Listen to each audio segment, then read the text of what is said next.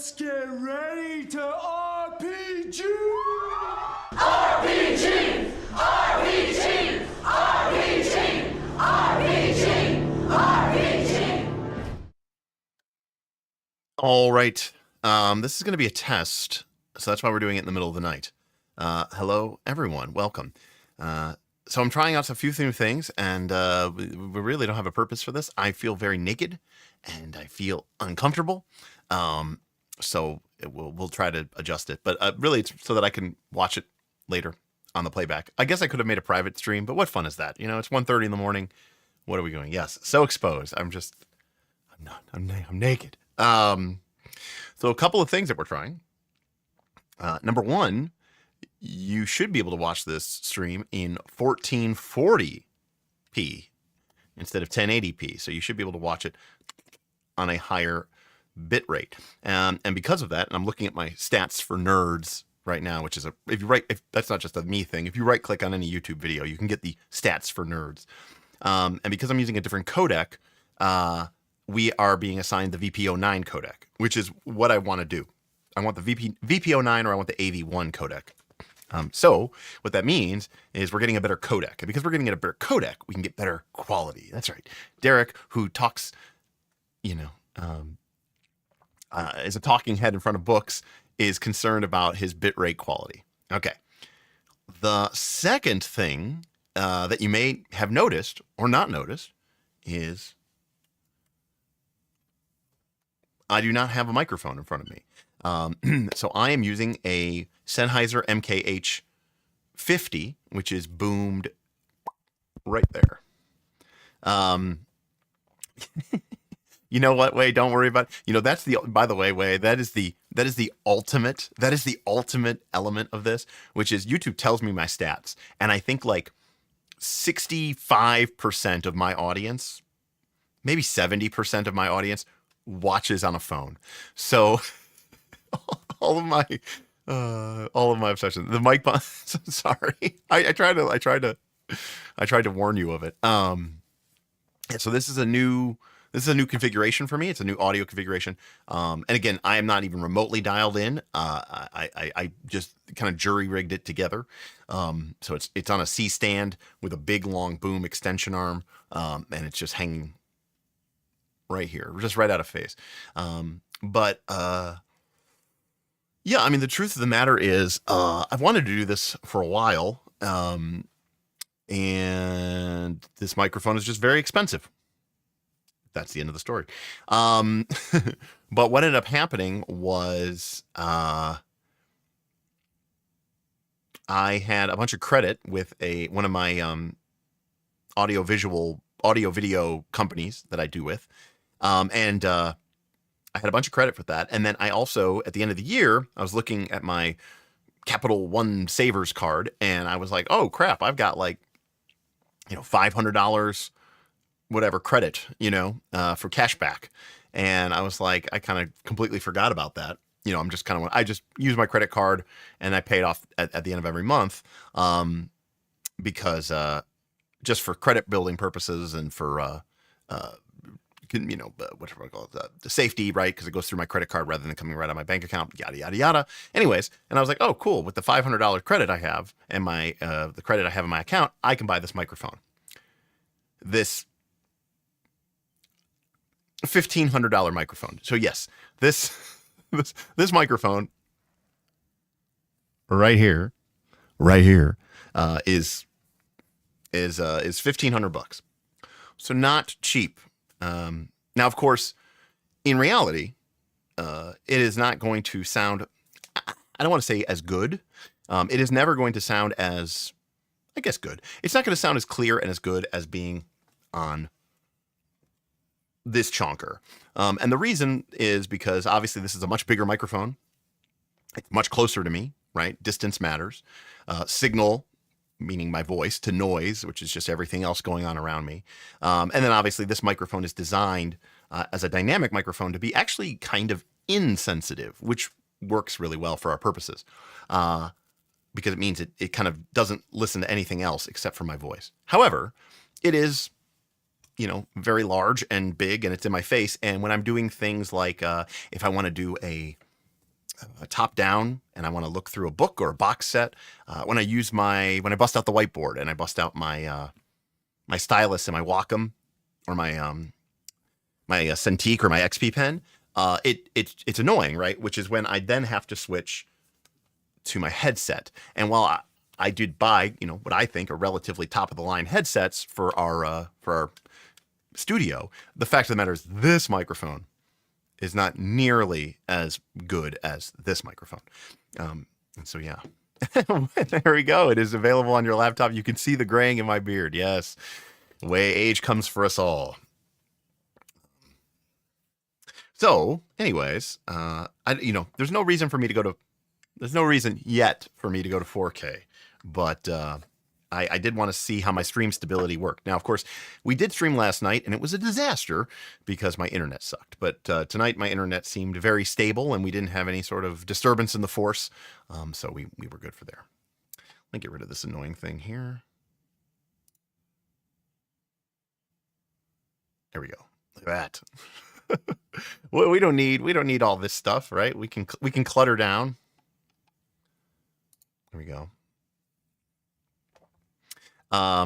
You watch everything in 360p. Well, that's like a real pro.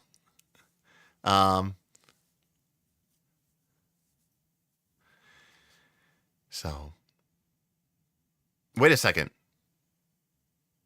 Your ex, as in like your ex, or as in like your ex?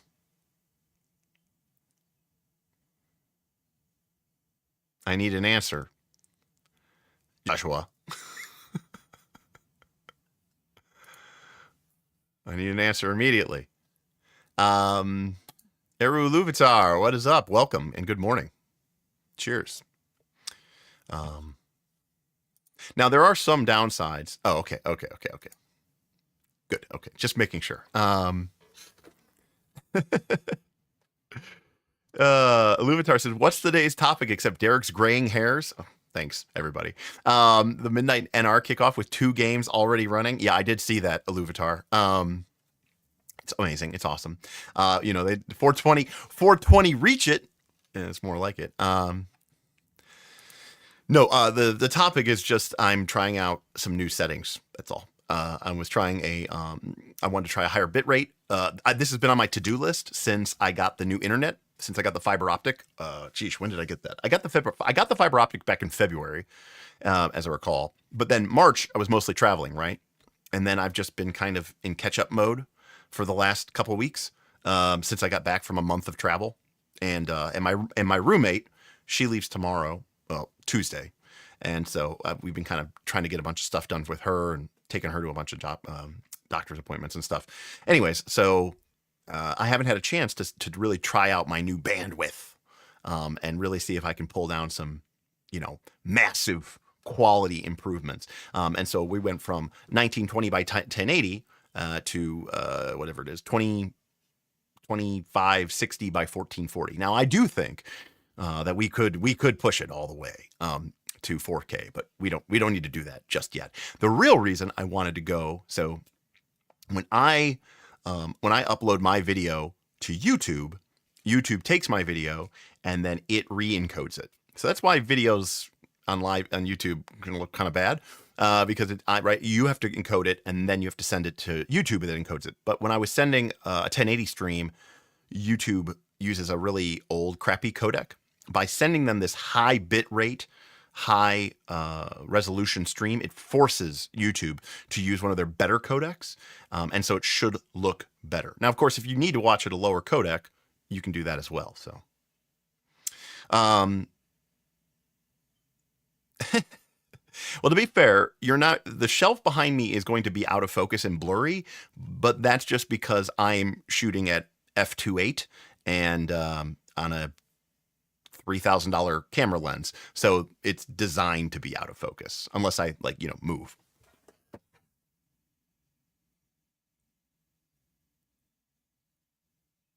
See, now you can see it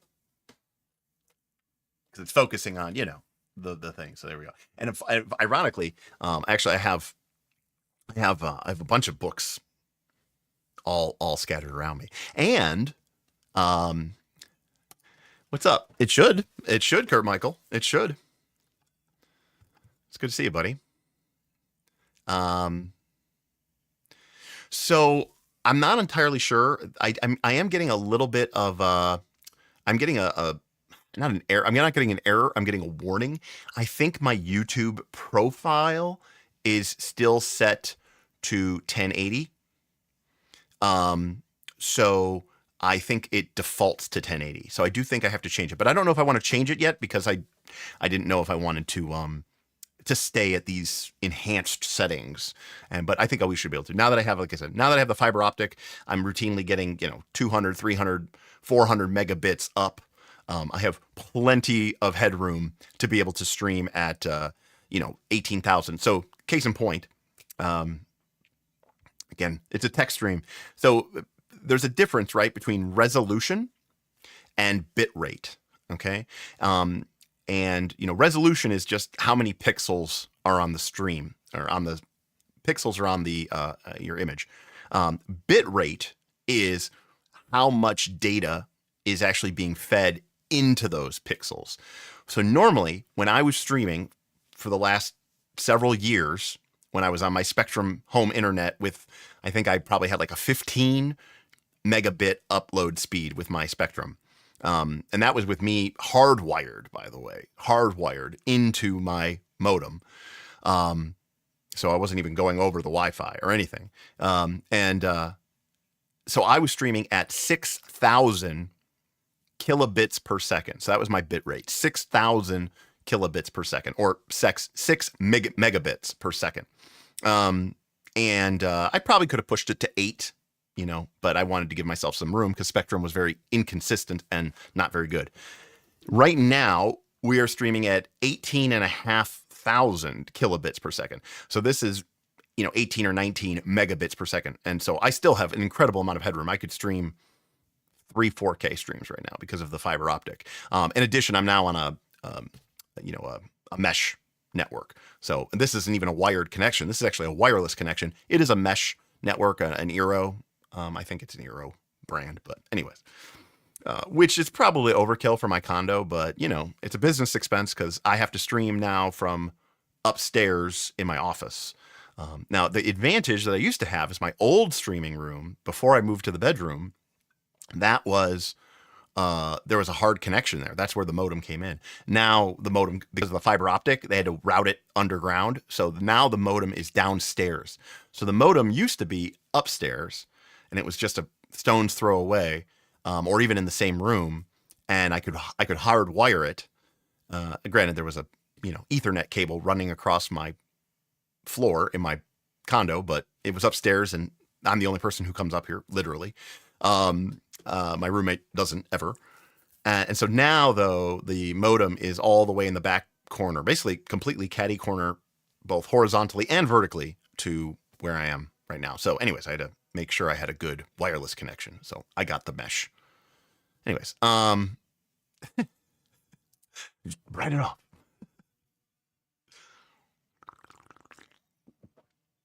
Oh yes. I mean, I could run Cat 6 through the walls. If I really needed to, Karama, I could have, I suppose, if I really needed to, but it's a bit tricky because, I've got neighbors. And it's very messy with the whole condo situation, and it's just a huge pain in my ass. Of course, I wanted to buy a house, 2 years ago, but I didn't, and then I got laid off. So it was a good thing that I didn't buy a new house. But we'll see what I do.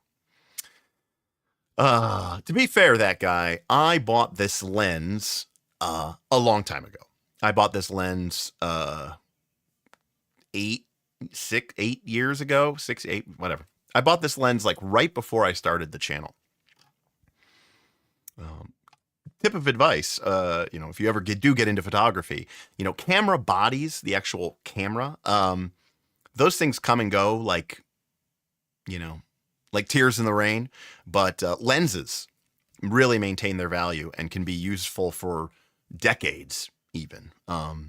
Even when they come out with new lenses, some people will still say they prefer some of the older lenses just because of artistic quality and things like that. People will talk about the quality of the bokeh and or the bokeh, or whatever you want to pronounce it, which is a Japanese term that refers to the aesthetic quality of out-of-focus things. We don't really have a word for that. Plus, you know, Canon, Nikon, Fuji, all Japanese. So anyways, yes, something, fuck the HOA. Correct. Let's see here. Right, exactly. We got the deep cut from Rutger. Great movie. I like the second one a lot, too. With Ryan Gosling. I guess it also had Harrison Ford, but I don't like Cyberpunk, but I like those two movies for some odd reason. Excuse me. Anyways. Let's see. Pumpkin realized something. I realized something. I enjoy games that expect something of the player. Okay? Whether that means the player has to get good to overcome the challenges of the game, or that the player has to put in work to have fun. So there's kind of two elements to that, right, Pumpkin? So the first is there's a great GDC seminar conference by somebody talking about games where you have to earn the fun versus games where they just give you the fun.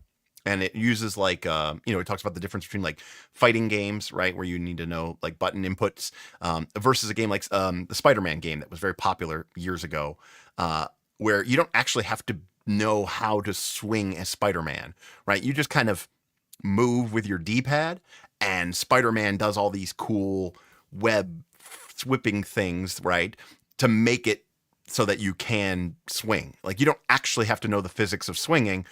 The game's got you covered. Now, it feels like you're Spider-Manning, but you're not really Spider-Manning, right? And it's a really, really great video. Really worth checking out. And it's informed a lot of my, design processes and thought processes. And as I've said before, role-playing games are 10 years behind board games, which are 10 years behind video games. So like, if you want to see where the newest tech is, unfortunately, you do have to look at video. I don't even play video games, and I feel like I still learn a lot from them, or at least how they're trying to approach things. The second thing is when we made our meme about Legend of the Five Rings, Legend of the Five Rings clans as design philosophies.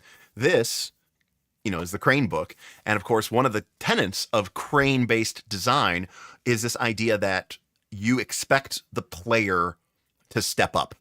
Whether that means, like you say, get good, learn the game, be willing to put in some reps, put in some hours. When you think about a game like Torchbearer says it's a role-playing game. It's like the complete antithesis of every other role-playing game. It basically says, don't play this as a one-shot. It's not worth your time. You probably won't even understand what's really going on with the game for the first 2 or 3 sessions. You're going to be really confused and lost. And that's part of the fun, is exploring the game, learning its inner systems, and then figuring out those patterns over the course of 4 to 6 sessions. And they really recommend that you don't, judge the game until you've played it for like 10 sessions. So, but of course that for us is not only is it written by Luke Crane and Tor Olvestud, but like or Olvesrud, it's sort of the epitome, right, of Crane-based design in that respect. Explains why I was super bored by that Spider-Man game. There you go. Another way to think about it, Pumpkin, in a certain way, is the Spider-Man game, or a game where it's a fighting game, but you're just doing like quick time events, right? You could think about it in a way. It's emulating you being Spider-Man, right? You get the experience of being Spider-Man and web swinging without actually having to go through the details and the minutia of figuring out where to actually thwip your webs in order to not smash into the, to the building. And so when we talk about emulationist mechanics, in some ways, that is kind of what they're trying to do, right? Which is to give you the feeling, to give you the experience of a system or of a process without actually burdening you or burying you under the mechanics that are required or the player attention that is required in order for you to be able to do that. Which is interesting. Zipperfist. Speaking of deep cuts, I was not expecting to see the valiant return of DKP in a place like the KLLC Discord. I don't know why you would not expect it. Well, okay, so the truth of the matter is, Zipperfist, I don't remember how it came up, but like, I haven't been happy with the reward system for a while, and I was like, the problem with the old system of hero points was that if you didn't win, then you lost all of your points, and it felt very demoralizing. And I was like, what I need is like, DKP. And I was trying to figure out something for it, and I was going to call it GMP, right? Game Master Points. But then I remembered that Northern Reaches calls their GM experience GMP. And I was like, I don't want to call it Game Master Points. So then I was, looking up like names I could figure it out. I was like, do I want to call it like, and I was like, I can't call it tickets because we already have tickets, and I don't want to call it coins. And I was like, it's just DKP. And I was like, I'm just going to call it DKP because it is what it is. Cool. Rules are cool. I mean, it's a great video. Definitely worth watching. Rules are cool. Yeah, that sounds absolutely brutal, John. But again, everything's a spectrum, right? Everything's a shade. So you compare a game like what you're describing there, but compare a fighting game where you have to like know the specific but versus like an Elden Ring, right? A Dark Souls game. Clearly there's a skill learning curve there, right? There's a skill involved. There's a learning curve involved. You don't just pick up that game and just, it's going to fight the monster for you when you push triangle, when it starts flashing triangle above the boss's head, right?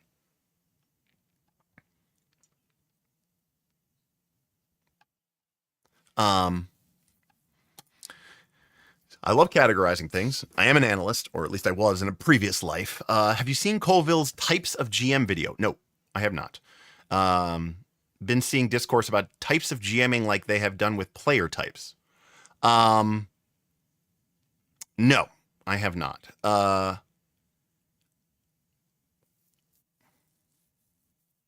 That's an interesting concept. I have not done that then.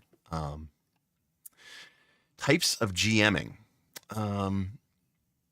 Types of GMs. I guess I think about the GM as either like, I guess for me, it's how much of an agenda. I kind of boil it down to that. I don't know. I'd have to watch the video. I have no idea what they break down as categories. If you know them, we could talk about them. I'm not going to watch the video here, but, that's already a big jump, right? I think there's a lot of people who don't want to know how the game works.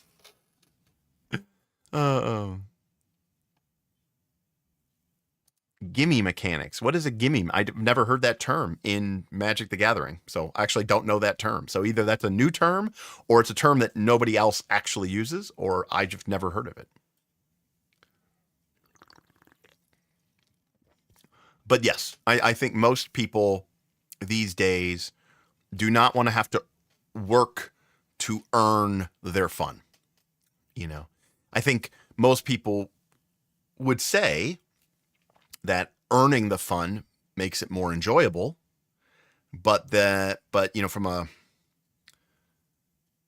a retaining standpoint, but even from like a practical standpoint. Now, this isn't me, but I know many of you out there, I'm thinking more video games, board games, whatever.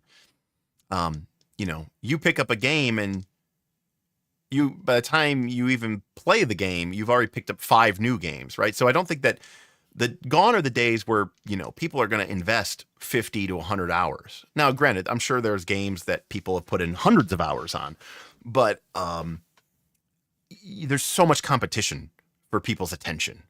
And in an era of social media and TikTok and YouTube Shorts and Instagram Reels, right, attention is at an all-time premium. And so I think that, the idea that you would create this bottleneck, this barrier that would make it difficult for people to sort of get into your game, I think becomes very unappealing to the market makers, to the game makers, the business side of it. I still don't know why NR does player XP, role-playing XP, RPXP, and then GMP instead of GMXP. I don't know the answer. I really don't. I think the reason is because, okay, I think I actually know the reason. Because once upon a time, Iluvatar, right, we used experience points to level up, right? We didn't have the auto leveling up like we do in season 3 and season 4 and in Southern Beaches. And when GMs would GM, they would earn XP for their main character. Or they could, back when you had multiple characters, you could divvy it up how you wanted. And so GM XP was what we called it because you were earning that XP and then giving it to your player, or to your PC. But then when season 3 came out and we got rid of leveling up via XP, we still wanted a way to award GMs for GMing, but obviously giving them XP to level up didn't do anything more because you automatically leveled up. So they kind of created this separate set of circumstances, and I think they called it GMP instead of GMXP to really drive home the fact that it was like a separate thing, not tied to like leveling up or to that nature, you know. I never got into Eve. I used to have friends that played Eve, and they would say they're like I'm winning Eve. I haven't logged in 15 months or something like that. That's how they would phrase it to me. Like they said that the way you win Eve is by not playing or something like that. I never really got it as an inside joke. I just, smiled and nodded.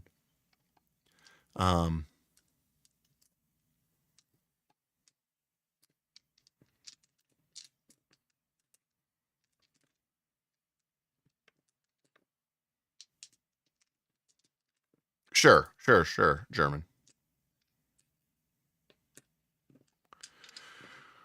I see. Giving mechanics is a term they gain where you get stuff like landfall. You just get something for doing the normal procedures of the game. Got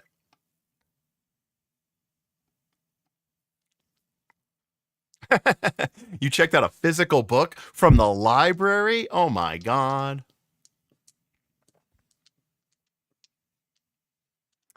I mean, I think you are woefully overestimating. So, this is it's not a famous story. But when we first started this channel, right, we were doing Rise of the Rune Lords. We were doing Rise of the Rune Lords, playing Pathfinder 2. And I was playing with Bob, who was new to the game, new to role-playing games. Nick, who is new to role-playing games. My buddy Matt, who had played role-playing games, but not a ton, but had played them before. And then eventually Tim, who was super experienced. And Tim joined them partway through Adventure 2 when they went to Magnamar. So they were probably about level 7 when they got there, I think. But for the first 6 levels, it was, the 3 guys. We also had, Danny and Rory, but they were temporary. But anyways,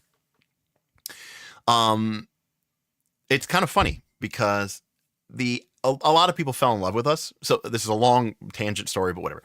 A lot of people fell in love with the Knights and our aesthetic because we weren't professionals. We were just definitely people hanging out. But I was also sort of teaching these guys the rules of the game, and it was just for fun. But then if we started to get kind of popular, and we started to get a little bit of clout, and I was basically telling the guys like, hey, this could be something. You need to learn how to play the game. And at one point, I kind of had a come to Jesus moment for them. And I don't want to say I chewed out my players, but I kind of chewed them out because I said, okay, full transparency here, guys. You guys are you're not just playing in a game, it's not just a normal role-playing game, which already would be I think it's already a commitment and it's a work for the GM. But you're playing in a game that's being televised and you're being paid for it. and you have, you also have, I don't know, the pride of, people are watching you play. So maybe there's an ego component to it, or a pride component, or even just like an embarrassment component. And I said, and seriously, I mean, I know the answer, but I'm going to ask it anyways. Have any of you read the rule book? And they all kind of were like, no, no. And I was like, okay. And I mean, we talked, and the reason why I bring this up, that led to me doing the combat and tactics series. Because I was like, okay, well, since you're not going to read the rule book, I'm going to have to teach you how to play the fucking game. And those ended up being what really elevated us into, we've never been super popular, but it definitely elevated us far beyond what we were when we were just being, an actual play group.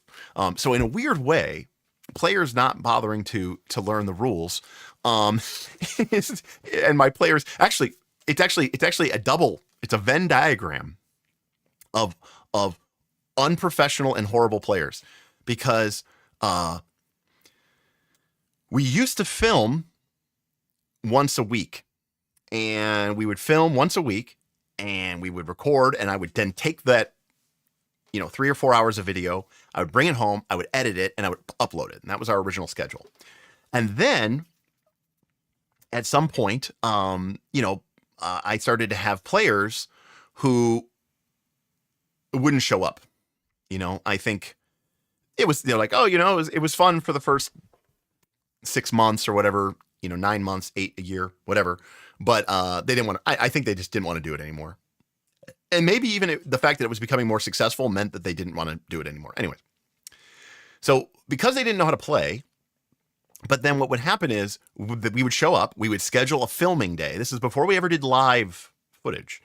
So we'd do a filming day, we'd schedule it. I'd be like, okay, guys, we're going to schedule it because we're not going to do one episode a week anymore. That's too much for you guys. Fine. So here's what we'll do.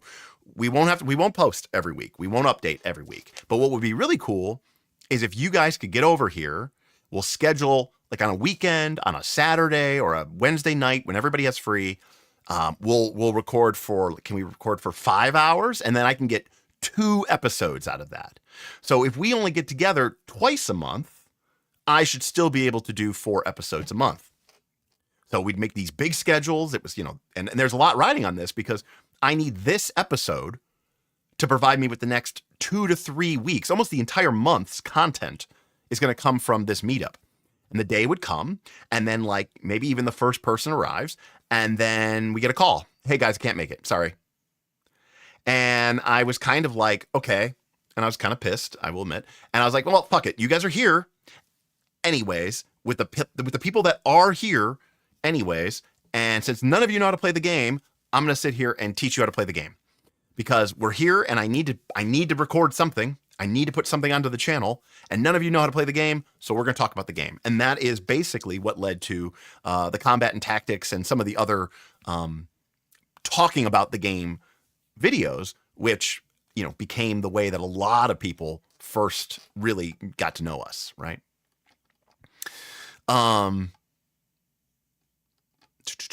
Let's see here. Sorry, I'm way behind on the chat here. Let's see here. We're talking about this and feeding and all this other stuff. Jess, hey, what's up, Jess?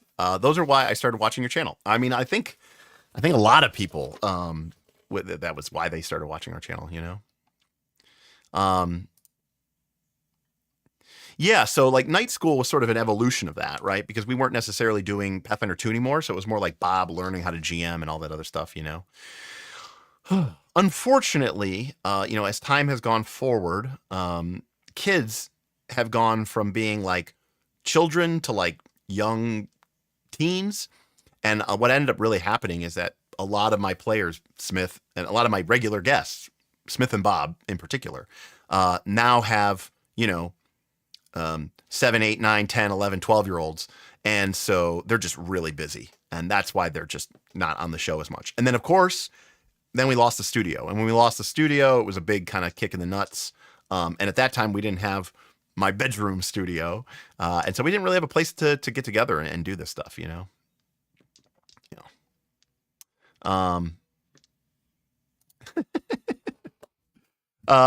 Just says, when I was briefly podcasting, I discovered I am too high strung for podcasting because I get so anxious about other people not taking a project seriously, which is doubly funny because a lot of people said that one of the reasons they enjoyed our content was because of how,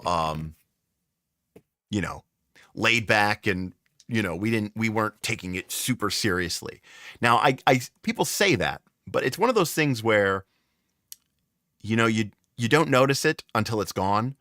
And so while the people may have been doing it, I've always put a premium on, our audio quality and, our video quality. And, so, again, my good friend Kaz, who's, on the show and all this other stuff, he always says that, he is sincere, but not serious. And he takes that approach in life, but he definitely takes that approach in gaming, and role-playing games as well. He is going to be engaged, but he's not going to be the most serious person. And so that was the way that I kind of always thought we approached our situation, where I was always very sincere about our efforts, but what we presented wasn't, this super polished professional atmosphere, and we weren't trying to be like crafting thespians and, alas, poor Yorick, I knew him, Horatio, that type of thing, Yes, everyone was being paid. Not well, but I mean, okay. Most people, the idea that you're going to get paid, $50 or $75 or $100 to play a 3-hour gaming session, is already pretty crazy.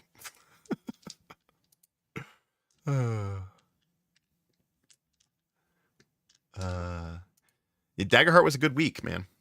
I see the pre-orders up now for Hope and Fear. Oh, which reminds me, okay, I'm not, right? That still seems insane to me.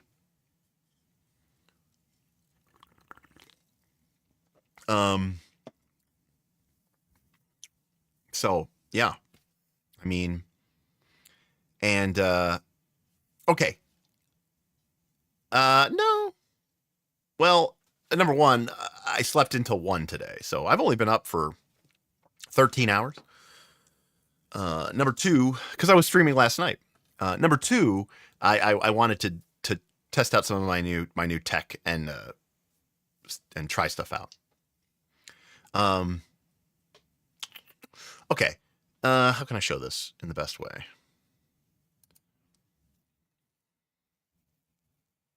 Okay. All right. I have not a bone to pick, but I guess it's a bone. It's not a bone to pick, but it's kind of a bone to pick, right? Hold on a sec here. Okay. I don't understand what I'm missing. I just bear with me on this, okay?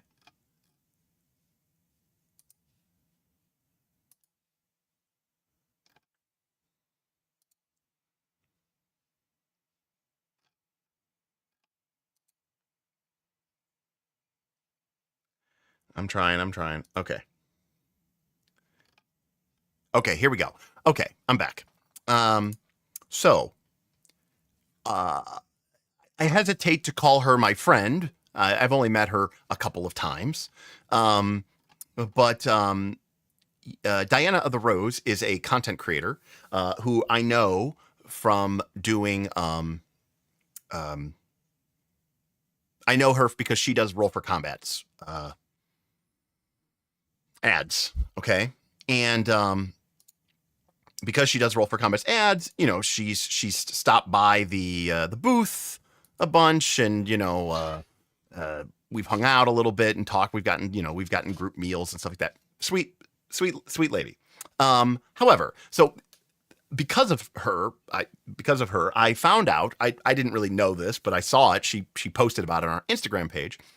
And she posted that she was part of some group, okay, called Mics and Mimics. Now, I don't think she's like part of this group. I think she was paid by them, this Twitch channel, who recently streamed the Grand Tourney. Now, according to her own Instagram feed, she said this is a, from Mics and Mimics here, brave the tourney grounds, prove your might and earn the crown's favor. The Grand Tourney, Mics and Mimics, sponsored by Darrington Press. So I'm like, oh, okay. So this is a Darrington Press sponsored stream. We've got Hannah Harper. I don't know who that is, but Hannah Harper. And we've got I guess that's just it. But my point is that there's a bunch of people here. Oh, here we go. We've got Maddie as Sir Cassian Fidelis. We've got Apollo Pierce as the game master. And then here's our friend Diana. Okay, as a fungrel. Respect. Okay. Anyways, so I'm like, oh, okay. So they're sponsored by Darrington Press. They must be a big channel. It has 45 views. I saw it when it was live. They had like 20 people watching. I was like, what's going on? So I went to their YouTube channel. And I was like, they have 31 subscribers. They have 5 videos, which have like a handful of... I was like, how did they get a sponsorship? Like, what am I doing wrong? Like, how bad am I at this? That, like, I'm like, yeah, no, obviously, to be clear, I'm not like mad at them. I'm more like, how bad am I at this? This is what I'm really trying to say here, because I was like, oh, okay. Like, again, I mean, I get it. Like, there are these channels. I'm like, oh, okay. So, and I'm like, they seem to be what I can only describe as extremely new. And yeah, the wrong people. I have half of Darrington Press in my phone. I'm in like the main marketing manager's phone, in her phone. I think I'm in Spencer's phone. I know everybody. What do you mean? I know everybody. Now Jess is here, so I'm sure she's laughing. But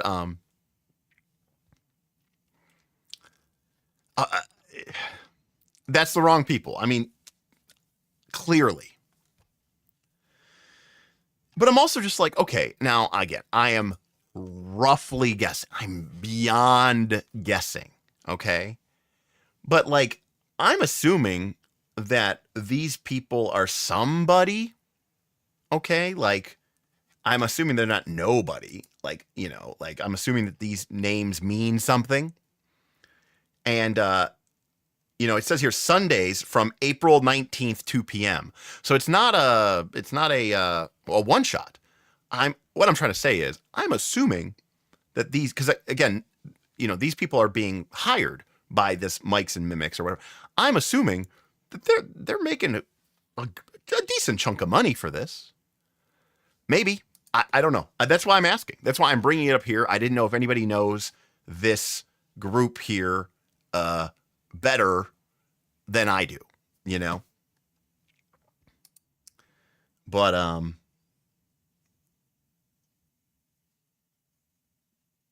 yeah. So, anyways, I was just very surprised to see that, because I was like, yeah. I mean, maybe way. But I mean, the only reason I'm not at liberty to say this, but like, I know that Diana the Rose is a professional, she's a professional influencer is what I should actually call her. And, her time is valuable, Steven hires her to make advertisements, for him and for his Kickstarter campaigns, and other people do as well. And I hesitate to call her a friend, but I know her better than I know a lot of these other people. And so, I'm aware that she is, got connections and does these things as a business. I doubt she's just doing this for fun, basically, is what it comes down to, is what I'm trying to say. And again, like, I'm not trying to say like, oh, like they're all getting paid thousands of dollars. I'm not even remotely saying that. I'm just simply saying I'm kind of just surprised how bad I am. That's all I'm trying to say. It's not even a knock on them. It's more of like,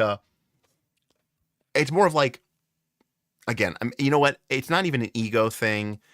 Maybe it's okay. Okay. Is it an ego thing? I don't know. It could be an ego thing, but like, I'm like, I was just at Gamma at the beginning of March, and I was talking to these people, and I was at their event, and I'm like, why wouldn't they be like, hey, are you interested in doing this? I don't know. Maybe. But how would I ever do that, Jess? I would send them an email and it would go into the black hole. Ugh. See, as an example, by the way, of how not late it is, my phone just went into sleep mode, right? So it goes into sleep mode at 2 a.m. Okay. But this conversation did occur at Gamma because I told Darcy Ross and I said, hey, last time I gave away during Daggerheart Week, I gave away 10 copies of Daggerheart and a collector's edition. And that was paid for out of pocket. And I was basically like, can I buy, it'd be cool to do something for Hope and Fear. Is it cool? Like, can I buy copies from you guys at the retail discount? And Darcy said, like, no. What? Why'd you buy anything? We'll just give it to you for free. She's like, yeah, no, that sounds great. That sounds exciting. That sounds cool. So like, she sort of knew, right? What's up, John? Long time no see, buddy. Good to see you, John. I hate, maybe that's what it is, John. I hate pestering people. I'm sort of more of like the ball's in your court type situation. The other thing could be, it's like when I worked with Tunnels and Trolls, right? And they sponsored me because there was sort of a missed, ships passing in the night. They messaged me while I was in Vegas. So I didn't get back to them until I got back from Vegas, but then they were out because it was Easter week/weekend. And they were kind of like, finishing off their campaign. So they were basically taking the week off. So I didn't get their message until that Tuesday. And they were like, oh yeah, that'd be really cool to work together. But for the next campaign. And I was like, oh no, I can do this. And they're like, oh, don't you need like a bunch of weeks of lead time? And I was like, no, man, I'll do it Thursday. And they're like, isn't that in 36 hours? And I said, yeah. I go, I need 0 prep time. I said, you could message me the morning of and I can do it. And they were just like, right. Cause I think most people have to like, oh, I need to get it in advance and I need to write a script and I need to this and I need to that and I need to do this and I need to do that. Yeah, right. John, I haven't seen John in a long time. Good to see you, buddy. How's life? To be clear, I don't think anybody ever gave me a no. In fact, I always get yes. I just didn't get ghosted. It's like the true ghosting. No, I mean, I got from them. So actually, I've gotten 2 feedbacks from them. One, I'm actually bringing up the email right now. One was,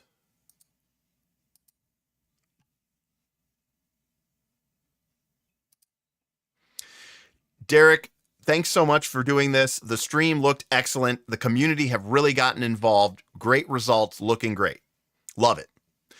That was the first one. The second one was, hey, Derek, you still haven't filled out our invoice statement so we can pay you. Which is a classic. That's a classic Derek thing. Hey, we want to pay you. You just haven't sent us the form that would allow us to pay you. So That's it. But in terms of specific numbers, I have not gotten any, you know.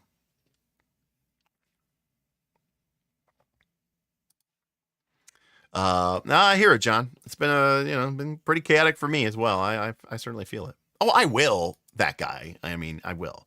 I'm just saying, like, that's a classic Derek maneuver, right? I go, hey, in fact, the conversation went like this. Hey, I'll do this. And they said, great. And I said, here's my cost. And they said, sure. And I said, and they're like, well, blah, blah. I go, we'll worry about the details later. Let's just do the stream. You got your campaign is wrapping up. You know, I trust you until you give me a reason not to trust you. And then meanwhile, in the back of my mind, I'm like, and you know what? If they never pay me, you know, I was going to do the stream anyway. So, you know, like, it's like, again, I'm terrible at this, right?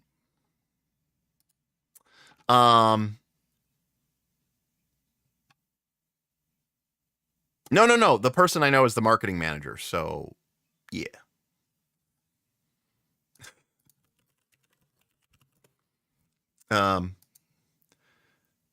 This this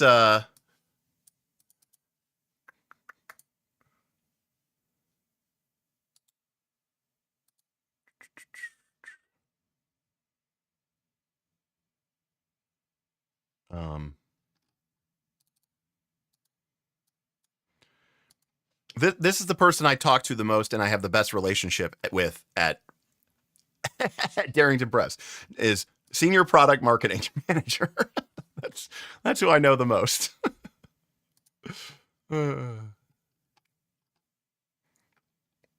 True. It's possible.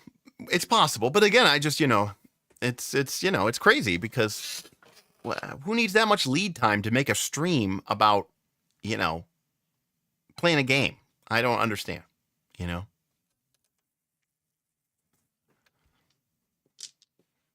I didn't say I was going to work for free.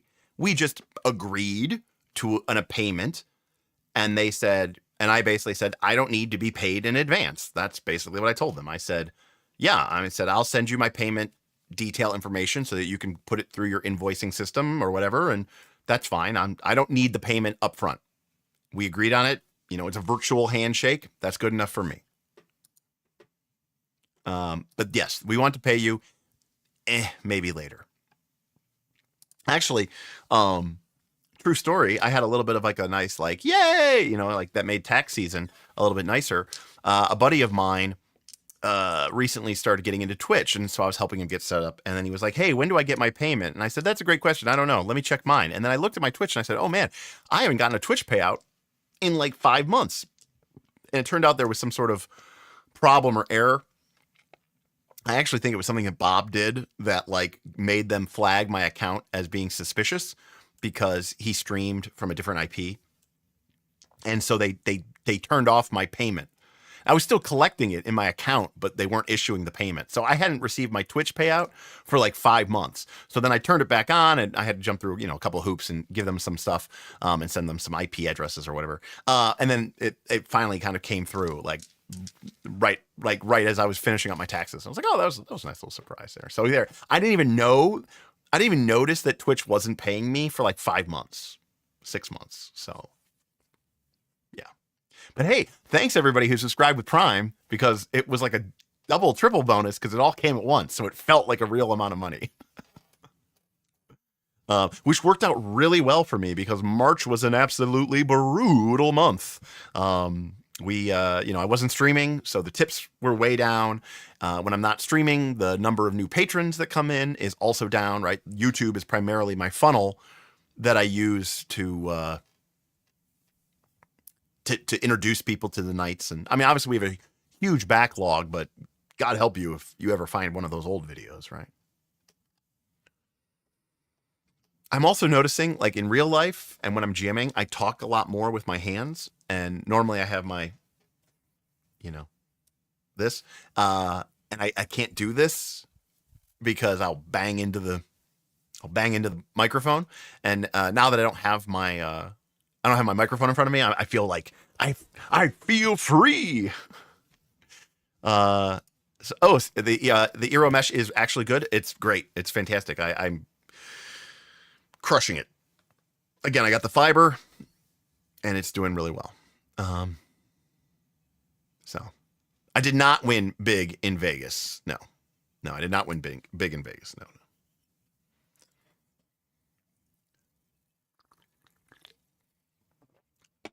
It was kind of a sad trip in some ways. I mean, I mostly just hung out at the pool. I live streamed once.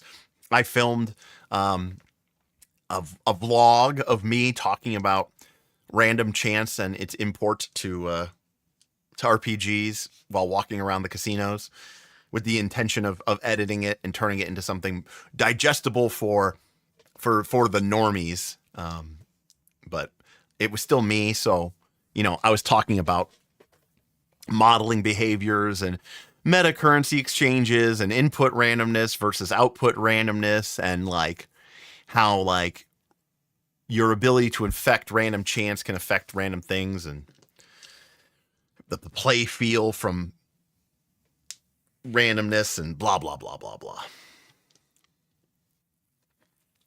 Man, Australia's a tough spot to be.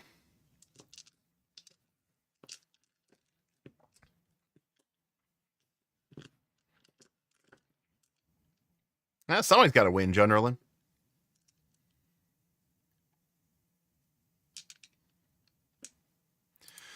Is it just the mesh stuff, or is there anything else to the setup? When I lost custody of the room I was using as an office, I lost the coax outlet I was using with Mocha to not be on wireless. So I'm considering mesh solution. So my situation is pretty much the same, right, Jess?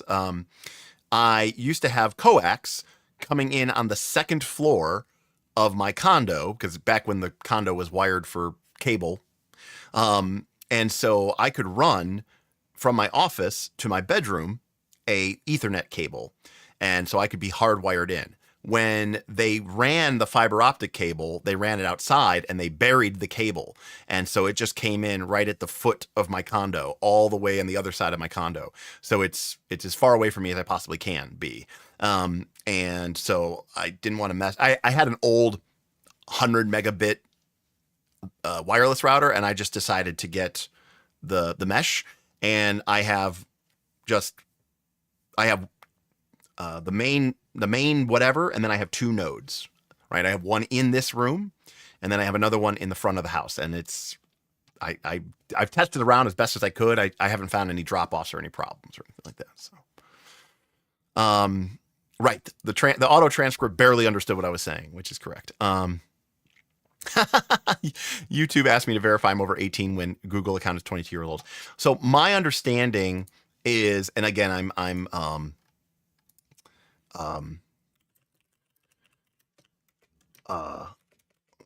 looking at. My understanding is that the mesh works differently than a standard, Bluetooth or a standard router, because basically it's designed specifically to work on these certain bandwidths and get this other stuff locked in. So it's all dynamically routed. It's made for it, whereas like a wireless router is just blasting sonic, or wireless energy throughout your condo. And so between having two nodes and the rerouting and all this other stuff, I don't quite fully understand the technology. I just know it's really good, and it does a lot of auto steering and using the 5G or the 6 or the 2.4G or whatever it needs to use. So it's been pretty good. What's up, Garblag? Good to see you, buddy. Why were we just talking about Garblag the other day?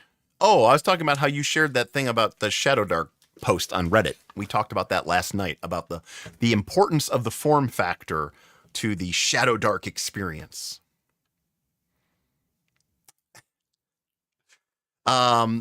Well, there's a lot wrong with that setup, but you know what? I mean, according to One Shot Questers, C920 is what a professional $100,000 streaming group should be using. So you're on that level. Yeah, unfortunately that VOD is a little rough, Garblag, because my internet was slower than a dial-up. But unfortunately, my loyal audience was like, we refuse to let you sign off. And so I stuck through it. Eventually, the internet did improve, but I did have to dial it down. So again, we were talking about bitrate at the beginning of this stream. Right now, we're streaming at around 18,000 kilobits per second. Last night, we were streaming at 2,000 kilobits per second. So nothing. No, yes, no, not really. We didn't really talk about the form too much. I talked about, because that kind of starting to get into layout. But I do think my decision, ideally, hopefully my audience supports that decision. I think it's better for me to try to do this as a multi-volume book and to potentially do it as a series of Kickstarters rather than doing it as one. In other words, I think the first Kickstarter for Shadow Deep would be volume 1 and would not include the whole dungeon. Now, I mean, because I don't remember, we were at one of the PAXs or something like that when Steven and I were looking at the Crooked Moon, which is from the Evantris people, right? I think. Beautiful book, thick, huge, massive. Steven was blown away by the quality. I looked through it, looked really great. Kind of this cozy cottage horror core. But Steven was like, this took them 4 years to deliver. And, it's a 632 page book. It is frighteningly thick. But again, it took them 4 years of working on it with a massive team. I think their Kickstarter raised $4.1 million. And to be clear, they raised their Kickstarter $4.1 million and they didn't have anything done. Right? It was $4.1 million for us to go build this. So if I was in a situation where I could convince 21,000 people to give me millions of dollars and say, we'll wait a couple of years till you return to us with a full mega dungeon. Okay, I will be happy to do that. But I don't think that they will, and I don't think that I will. So I'm in a different situation than that entirely. I think they have a new one coming up too. These Legend of Evantris people. These are the people, by the way, that were like a nothing nobody burger, and then they had Matthew Lillard on one of their actual plays for like a one shot, and then they 100x'd their views and subs. They got that new Neon Odyssey coming out, which is 5e disco cyberpunk. I don't know how else to describe it, but they got 20,000 people following it. So their last one did pretty well. I'm sure this one will do pretty well as well. Space opera campaign setting, vehicle rules, and of course, the splat. 40 subclasses, 30 interstellar species, 250 alien monsters, 100 vehicles, rules for racings, a bounty hunter system, 30 worlds, 13 factions, 40 missions, 100 futuristic magic items, 100 stellar spells, 120 far out feats. It's crazy to me how the splat is real and it sells. Holy shit, does it sell? Like that one that just finished from what's his name? Will, GM Shorts. Like crazy, right? I think it's from Kickstarter. Well, GM Shorts. No, maybe it's not that. Ryoksu or something. Monster Craft System or something. I don't remember what it was called. RPG. It just ended. Maybe it was on BackerKit. Dungeon Crawler doing 6.7 million. Man, what is it called?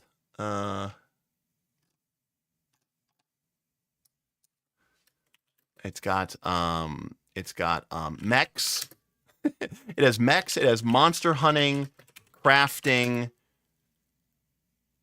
some sort of like zodiac dragons. It's the most oh, here it is. Helena and Ryoku's Guide to Mythozoology. So even the name just sounds crazy. 4.3 million. It is 5e compatible, 2014 and 2024. And it's like, it's so many things. Okay, like it is like the most grab bag. I mean, again, I'm not, look, fucking scoreboard. Number one, Will from D&D Shorts, awesome guy, super nice, super sweet, literally donates to charity, great family guy, everything about him, amazing. But, you know, and also scoreboard, you know, he's giving the people what they want, right? 18,000 people brought this to life. Math was never my strong suit. That's not true, but that is that's an average pledge of $240, by the way. And I was, of course, chiding and giving shit to our friend Stephen Glicker, because I was like, hey, Stephen, did you see this new Helena and Roku's Guide to Mythozoology? And he's like, ugh. And I go, they're doing some really cool things. And I think, you know, you could learn a thing or two. I was like, they're doing something with monsters involving like crafting them and using them to craft parts. And like you can use the monsters that you hunt and then craft items and magical items out of that by harvesting from them. I go, but wait, they're also doing a bunch of special dragons and that, you know, that highlight, you know, various themes and things like that. But the real creme de la creme, get this. We're waiting because I have to scroll all the way down from all this random nonsense. Here we go. I go, get this. Gotta pet them all. I go, they're doing a Pokemon riff-off. Look at this. I used to be an adventurer like you. Then this cutie came and snuggled around my knees. Check this out. Customize the ultimate companion and battle buddy to become the very best that no one ever was. And I go, Steven, think about this. Someone did Pokemon for D&D. Think about how well that's going to sell.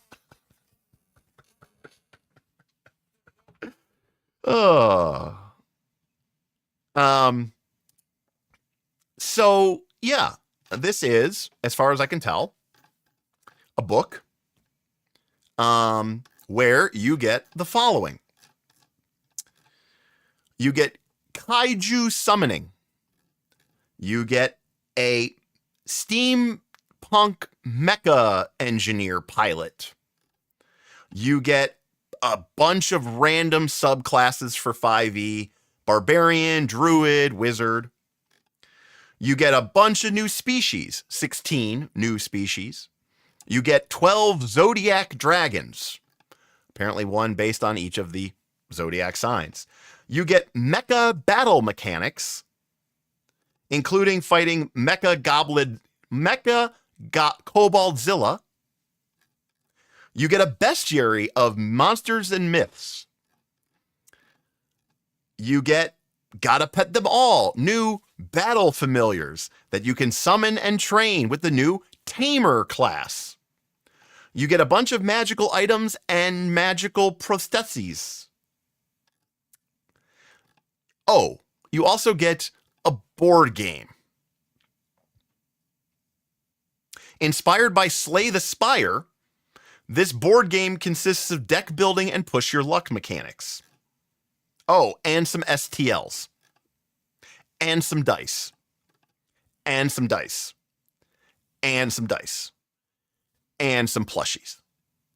This is what this Kickstarter was.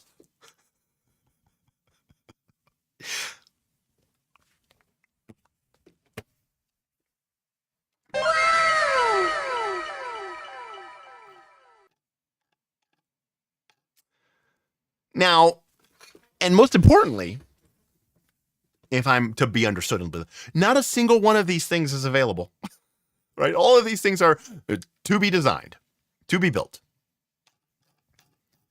And, yeah.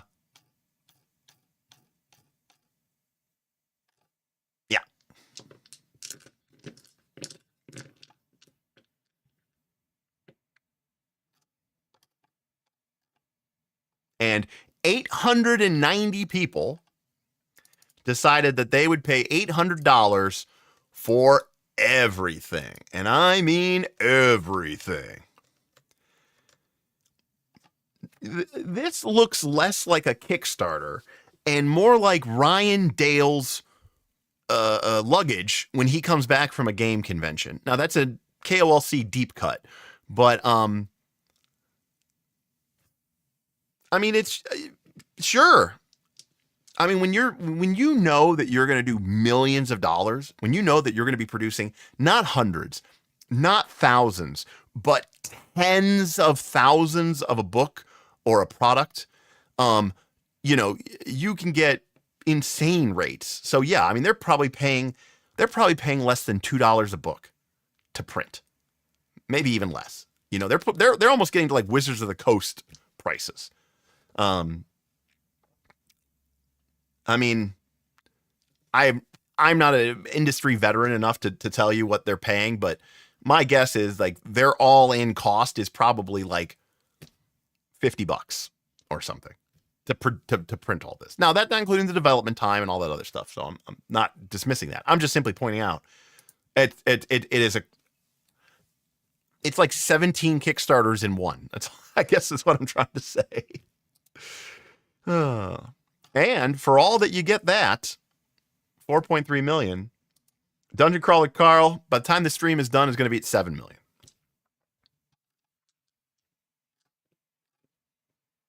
For whatever the fuck that is.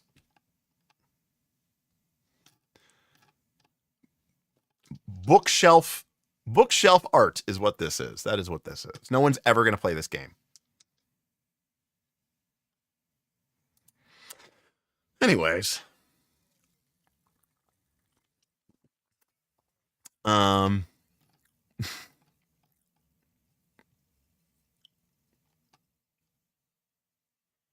Again, it seems like it's a lot of cool stuff. And I mean, if you're in for this, but the point I was trying to make is that when I looked at the Neon Odyssey, it's like, man, Splat, maybe, you know what?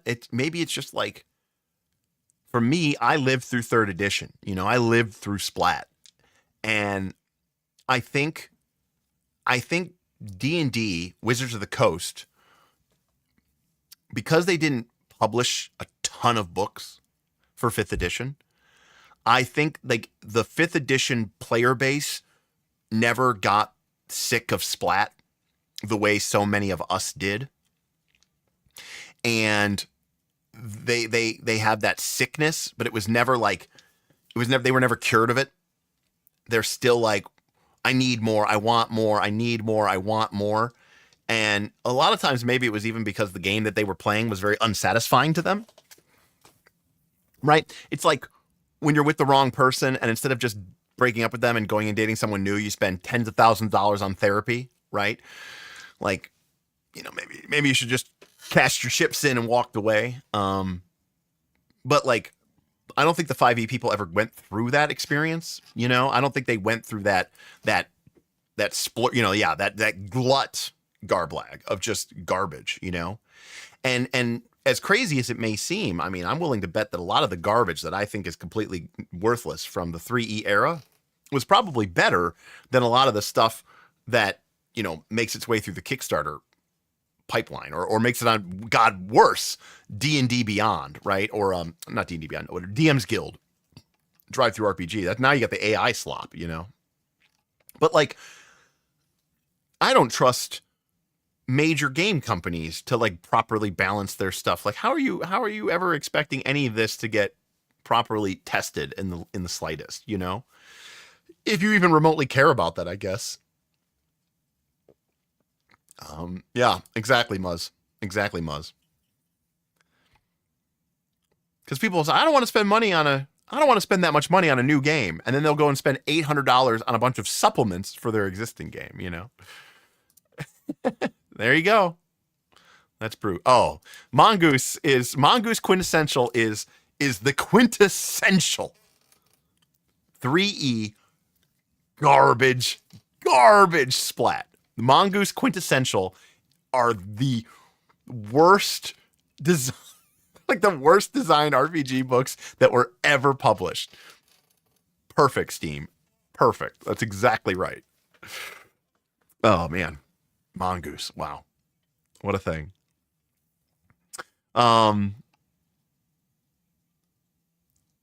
Yeah. Meanwhile, you know, I'm like, it'd be cool to make 100,000, and that's before all my costs, you know, so I don't lose money. Yeah,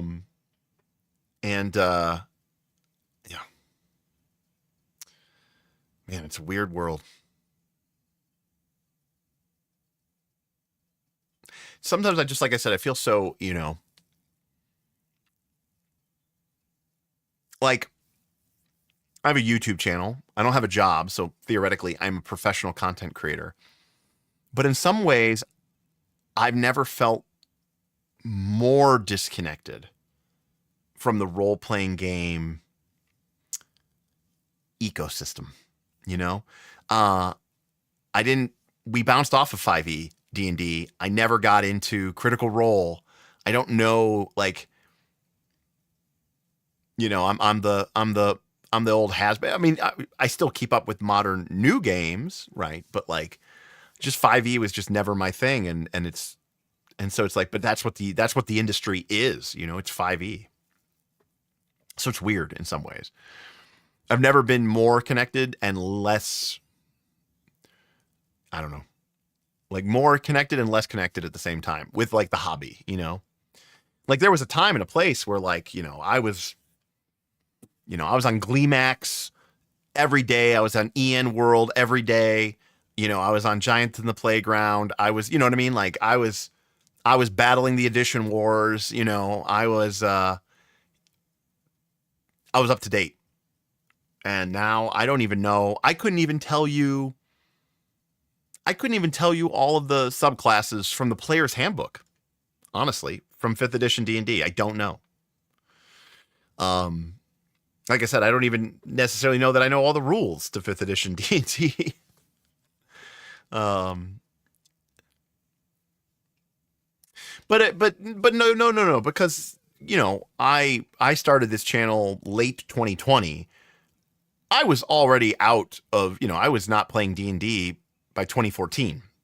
You know, by the end of 2014, I was already not playing D&D. So, like, I wasn't creating at that time. I was still very much consuming content, but I was consuming different content, other content, right?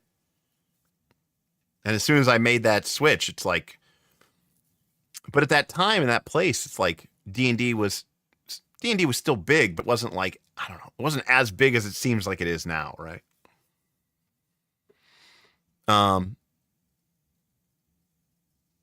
So Jess understands. Jess says, and she knows what I mean. The 5e space is so massive, and being on the outside of it, even as a professional, is this weird, dark void of things, you know, occasionally, but usually don't emerge from. Right. So it's like, you know, that's kind of sometimes how I feel.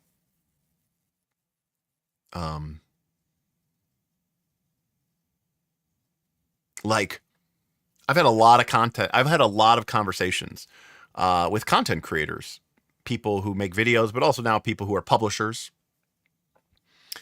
And, you know, we're operating in very different, you know, I'm not better than them, but we're operating in very different spheres. You know, we're operating in very different dimensions. We're operating in very different modes and mindsets, you know. But the thing is, that's the key though, Steam Driven, is I'm not a grognard. I mean, the game that I'm playing right now, my Friday night game, is Fabula Ultima, a game that is only a couple years old. The games that I'm the most in love with right now are the games that have come out all over the last, couple of years. Those are the games that I'm most interested in. So I'm not like one of these people who are like, I will play GURPS until the day I die, or, I'm going to play BRP until the day I die. No, like I think some of the new games are actually better. By the way, there's a reason I like the people I like. And one of the reasons I like Vin is because he comes in and immediately is like, Derek's mic sounds different. Yes. That's correct. That was the part of the stream. It's a tech demo stream there, Vin. Well, two things, Vin. Number one, you should be able to change this to 1440p. Because we're streaming at 1440p, although my YouTube is still not configured to that to be the default. So it might not be there on default, but you can stream up to 1440. And then secondly, we are operating off of a boom mic. So we're not on the old reliable. But yeah. See, we're just repeating the same things that we already did, where somebody was like, yes, well, I'm on my phone. And I said, don't worry. I said, it's so funny because I sit here and talk about quality, and yet I know from my YouTube statistics that 70% or something, 65, 70% is of my people watch it on their phones. So, but it'll look crispy as fuck on your phone. I'll tell you that. I mean, if you have an iPhone, I think the Androids too, but they've got nice displays, nice clean OLED displays, very high pixel rate, very high resolution. You can see the detail. And then people were commenting like, I can count your gray hairs, Derek.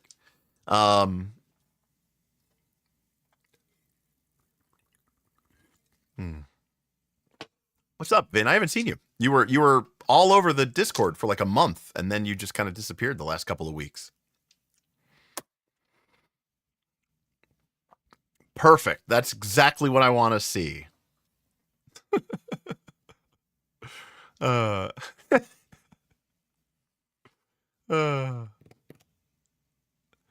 you go. I'll steal your soul. So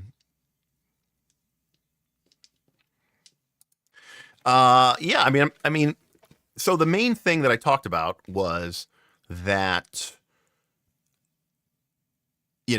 this is always going to be, in my opinion, number one, it's going to be the superior sound just because it's a bigger capsule and it's closer.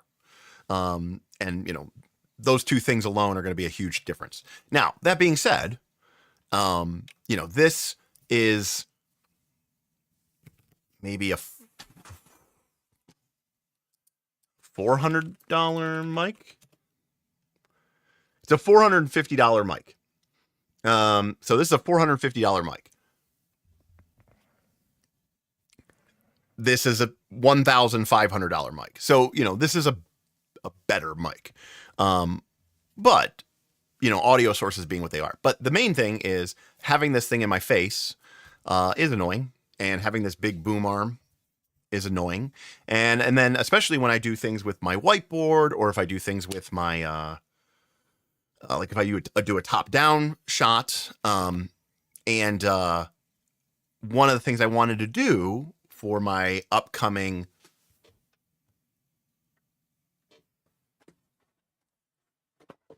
One Ring campaign is I want to have my top-down camera so that we can have a nice little spread right here. And, you guys can see me roll the dice and all this other stuff. And I wanted to have it be in front of me so I can actually, play the game. Yes, I know. It's out of the shot. That's it. It's out. I guess it's just peeking out because I touched it. There we go.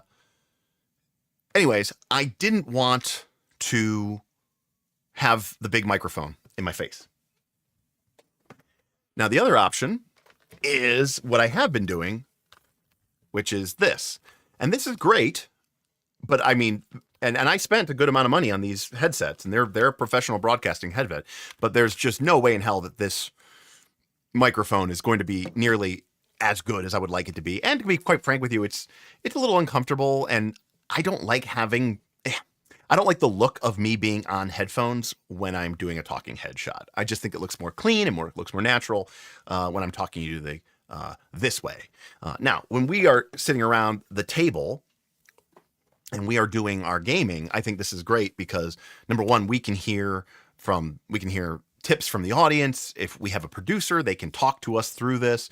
We can hear each other better. Yada yada yada yada yada.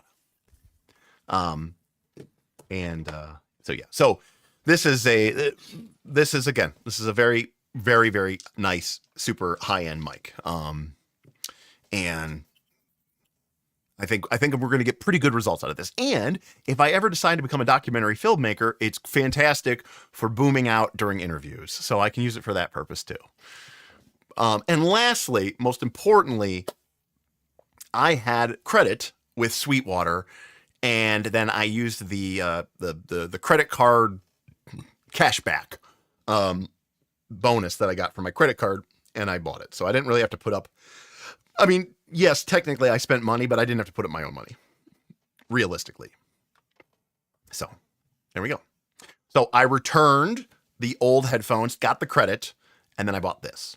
At some point, I will do something else for our home studio because the guys wanted cheaper, right? I originally bought 4 of these, and the guys were like, we don't like them because they're on ear, right? They wanted the over ear. Apparently, Bob has both the largest and the most sensitive ears of all time.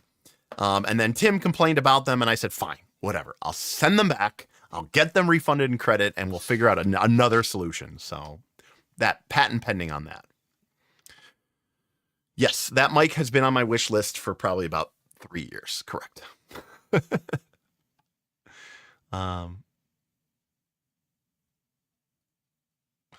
Junderlin says, you say min-max underspent hugely. I can't imagine actually spending that much money. Okay. The way you describe buying all this equipment puts my head through a spin. I don't know. I mean,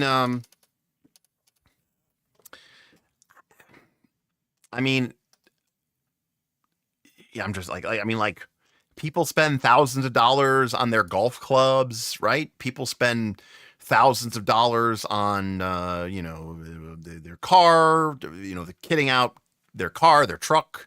I mean, there's a lot of hobbies out there that people invest in, but in the case of MinMax and in the case of me, this is a business. So, I mean, would I ever suggest that anyone needs anything remotely resembling this for what, your home Zoom call? Hell no, absolutely not. But as a hobbyist, like if you're into this stuff, sure. And if you really want to, I mean, maybe like you could do that.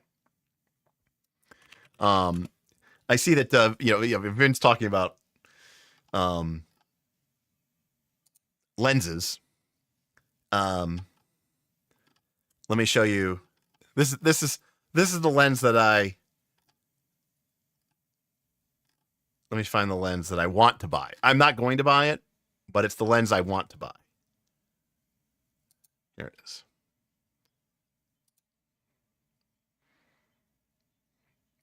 This is the lens I want to buy. This lens. It's the RF24-105 f2.8L image stabilization ultrasonic motor Z. This lens is a badass motherfucker. Now, there's absolutely no reason for me to own this lens anymore, but to be clear, this would have nothing to do with streaming whatsoever. This would just be for me to own as a photographer. And the reason why this lens is so great is because 24-105 is like pretty much like it's an absolutely huge range of zoom, and to get that at a constant f2.8 aperture is very awesome. But these aren't even, that's not even a pricey lens.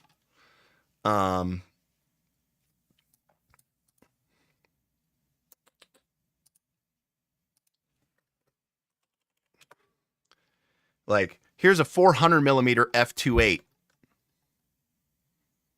That's not a zoom lens, by the way. That's a prime lens. That means that lens doesn't zoom in and out. It is always at 400 millimeter focus distance. 400 millimeter focal length. 13,000. Oh, that's the 400. Here's the 5, or here's the 600. Here's the 800. Here's the 1200. Now, there's a lot of things. There's a lot of little things sticking out of that, so you'd have to be more specific about that guy. But this whole thing is the lens, to be clear.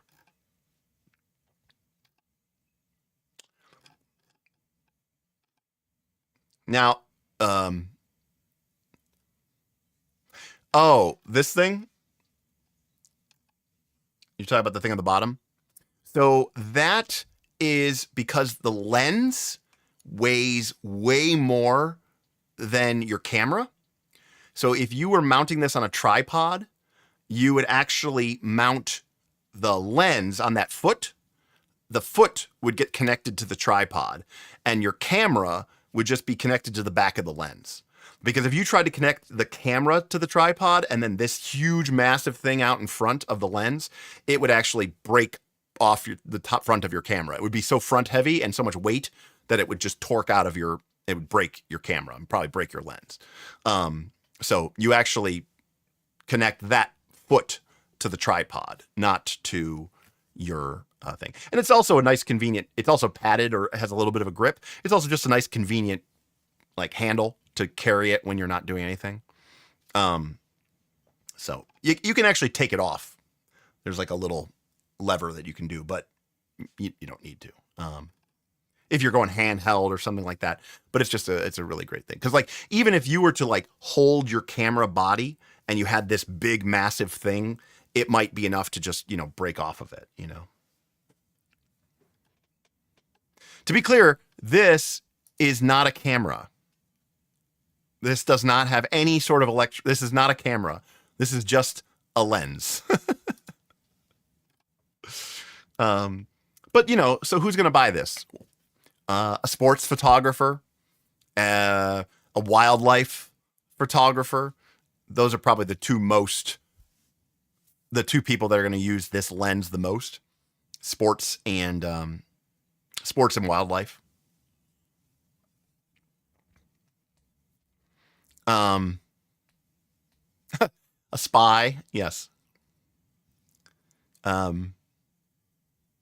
So fun little story. You'll notice that these long lenses are white. The reason why they are white is actually because they are coated in this optically reflective, infrared reflective material. Most lenses are black, right? To blend in, right? The lens we were looking at before was black. If I were to pull a random lens out of my closet, it would be black. But these lenses are so big, and they're almost always designed to be used outdoors because of sports and wildlife, that if they were black, they would absorb too much infrared, and the heat could actually cause some of the optics inside of these. These are extremely complicated lenses. You would actually get, it could cause distortions in the lenses. So they're white so that they actually reflect the heat and the light, so that they don't mess up the optics on the inside of them. Incredible piece of machinery. Like what this thing's probably got like 18 or 20 pieces of glass in it. Look, you can't even buy it. It's sold out. Do we have specs?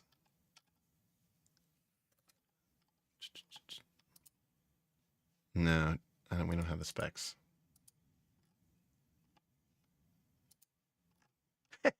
I mean, now to be fair, this front part here, this is not part of the lens. That's just a lens hood.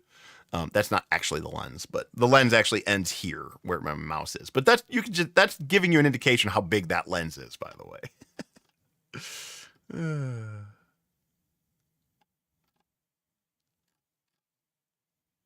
Awesome. Anyways, I mean, this is a $15,000 piece of equipment. It's a big lens.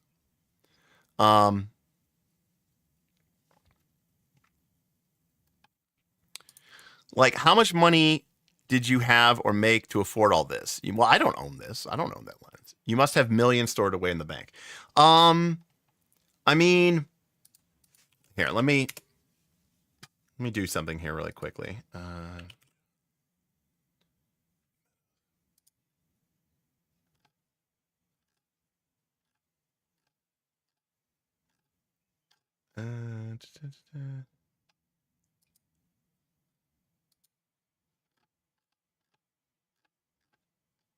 I gotta find it. Hold on a sec.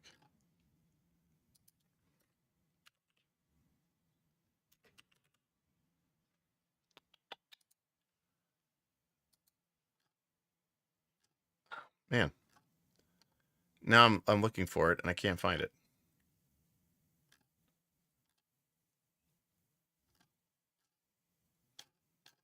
So, like, one of my friends, one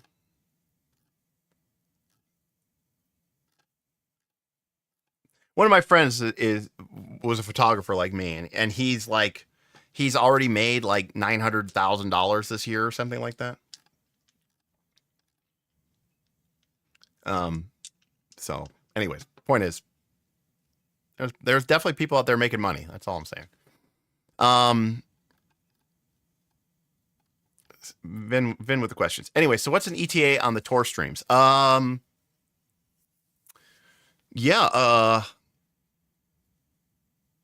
I'm trying to think why they got delayed. They got delayed for some reason. There was a reason I didn't tackle them as soon as I got back. Oh, just because I wanted to figure out how I wanted to have the solo game work. So I did a couple of streams earlier this month about the Conquest of Moria. And the goal was, I think, to start it in May. That's when I'm going to start a bunch of my games. But that's the goal. And I think I was kind of like, I wanted to wait to see if I could get this microphone too. So that's the goal. But again, I have no doubt it will perform. We'll see. It'll be interesting. I've never done a solo game before, so I think it'll be interesting for all of us. I'll play a solo root. I didn't put root as one of the games. Maybe I'll have to do that for the future. Have people sign up to play a root game. Yes. So the Tor Mega game is going to be, right, solo focused. Which is not to say that you can't play as a group, but I want the mega game to basically be the same game that I'm playing on stream. Root RPG. Like for my Patreon games. Oh, you asked a question, Pumpkin. The games are supposed to start in May. But I'm going to, full transparency, May, June, July. In that time frame of 13-ish weeks, I technically only have 1 week where I am going to be out of pocket, which is going to be when I go to Origins for Origins and NightCon. And so that's a great, because then once you get to the end of July, we've got Gen Con, and then there's maybe a Vegas trip if I go, and there's PAX, and there's, other stuff. Maybe, Gamehole Con, and blah, blah, blah, blah, blah. And at some point, they basically put it on Steven to get a crew together and set a date. So I think the date and time of that is pending, TBD.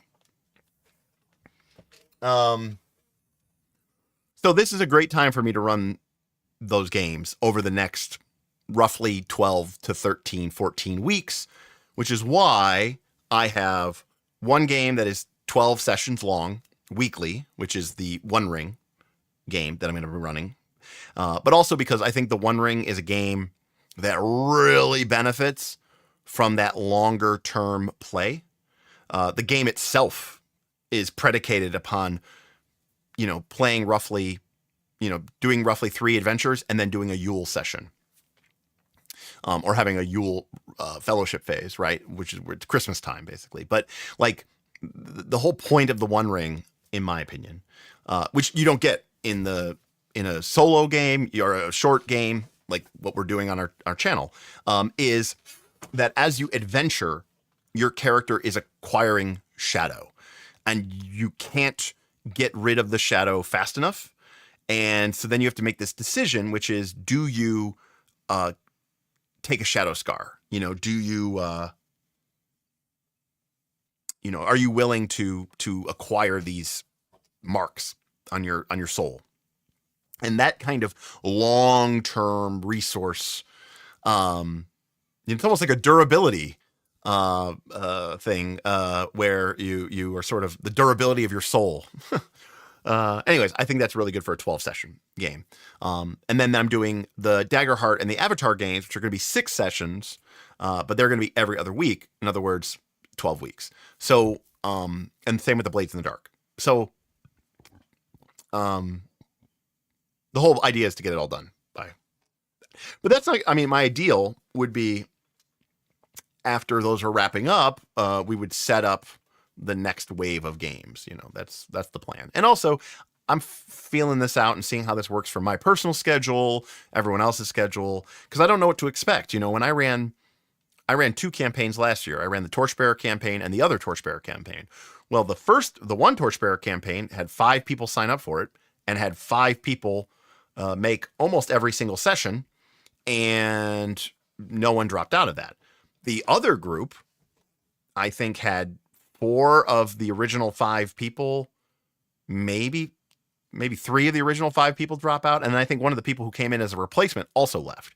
So there was a lot of turnover, which, depending on the game that you're playing, I think would be a lot wonkier, like, Avatar would be very weird if you had people coming in and out all the time, because so much of the game is predicated upon this, building this group together. Do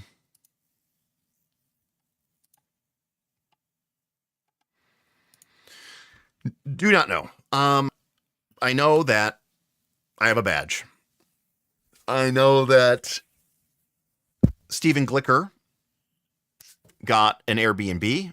I know that it is not close, but not far. I don't know if I know he doesn't have a booth. Last year, he split the booth with the Brian from Vast Grim, but Brian's publishing empire has grown considerably, and Brian basically said, I can't split the booth with you. I need the whole booth. So right now, and Steven couldn't get a booth because booths at Gen Con require blood sacrifices. And so I don't know what his situation is. Now, does Steven getting a booth matter for me going or not? No, not necessarily, because I didn't really work the booth at Gen Con last year. I kind of just went. But Gen Con was also just not that fun for me. It was so busy, and I hated not having my room nearby. I know I'm a baby, I know. But, I like having a place where I can go and, put my stuff down and take a nap and, just poop in the quiet of my own room. I don't like being stuck inside the convention center all day. That's very stressful for me. But then outside of that, Gen Con just, sometimes I just don't know if I feel like it's like if I feel like if it's for me anymore. I don't know,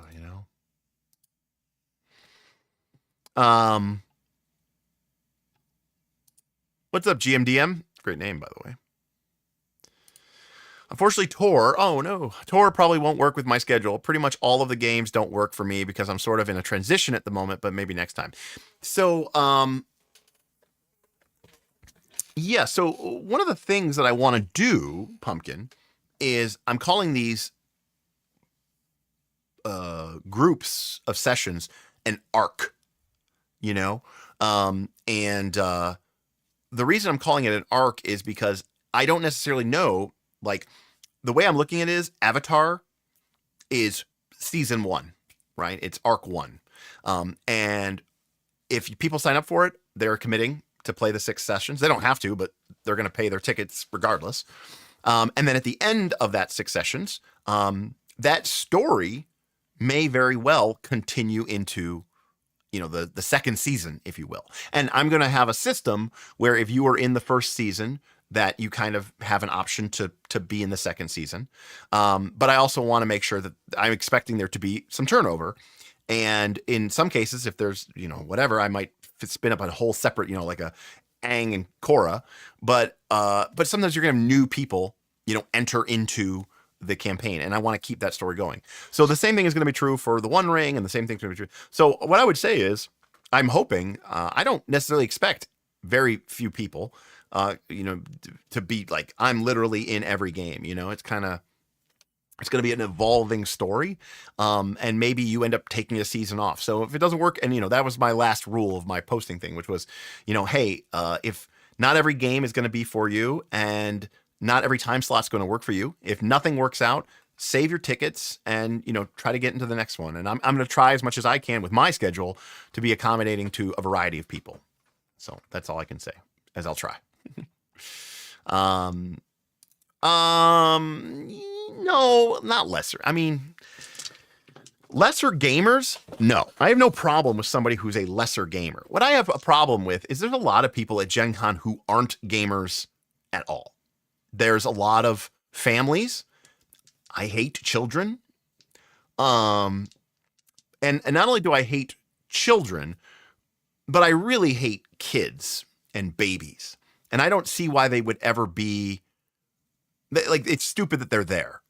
And so when there's like the family of 5 and, you know, 1.2 kids are in strollers and they're just being pushed around, and I'm like, it's just taking up all this space. Now they did make some changes last year, which were, I think, for the better. Like, they banned ultra double wide strollers and the kids in the wagons. Like, you had parents dragging these like gigantic wagons through the hall, and it's already so packed in there, guys. Like, it's crazy. But I'm also like, why are they here? Like, is it so that you could come? I don't know. Go be a parent somewhere else. Like, go to Disney World or something. I don't know. Like, you're not gaming. You're not here. You're just taking up space. You're probably buying Dispel dice. You don't play D&D, by the way, but you're probably buying Dispel dice and Barbarian tea and all this other shit. And like a lot of the vendors were selling like 3D printed tchotchkes and just crap, you know, like it wasn't like gaming stuff. It was just like nerd adjacent stuff. And then a lot of the vendors weren't selling games. They were just there to hype up their Kickstarter that is launching next month or launching in 3 months. It was very, you know, the economics and the way that Gen Con had changed was very, you know, off-putting for me, to say the least.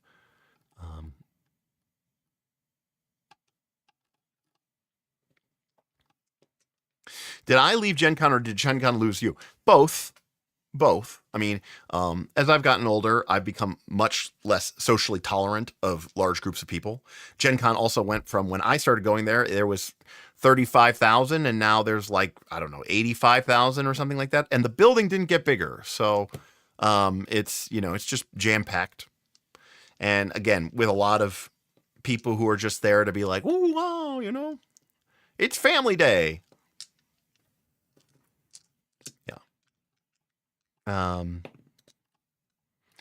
Jess, I had one of my least convenient Gen Cons last year. I saved a ton of money carpooling with someone from one of the airport hotels, but they had early games and I had late ones. So that meant I had to spend like 14 hours at the convention center every day of the con.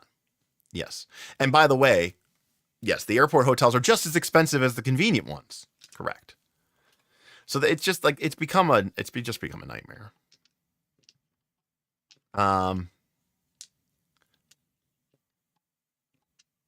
So I did my makeup at the food truck. You should have done it at the booth.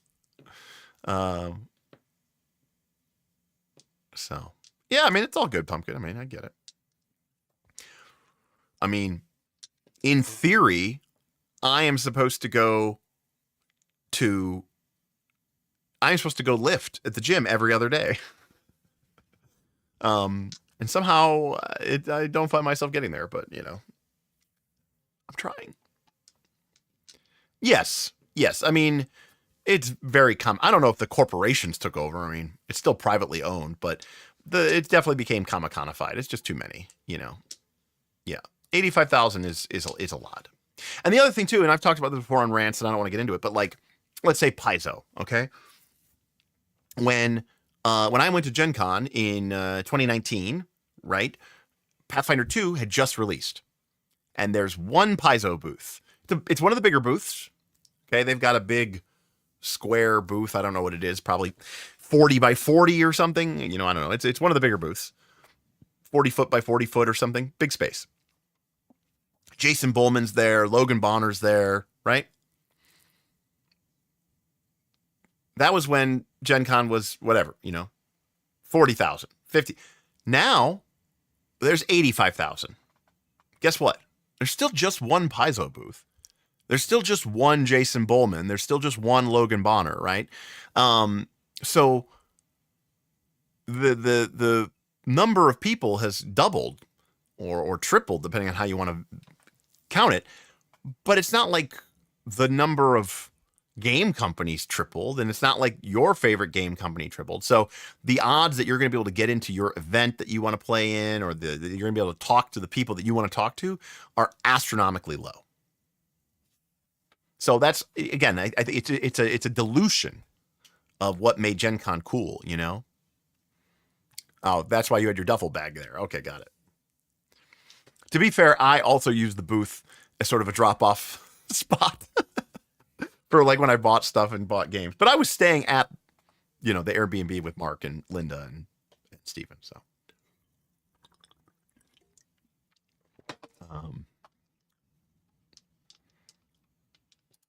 Oh, learning a trade, moving to a new city, going back to school. Dang. I am strong.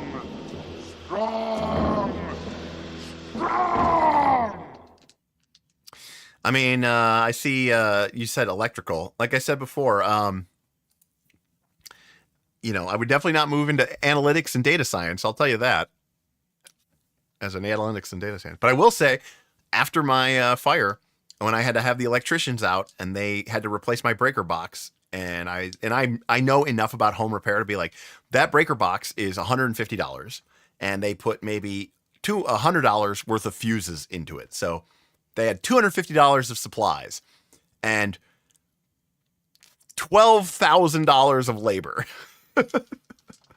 And they were there for like half a day, you know? It was crazy.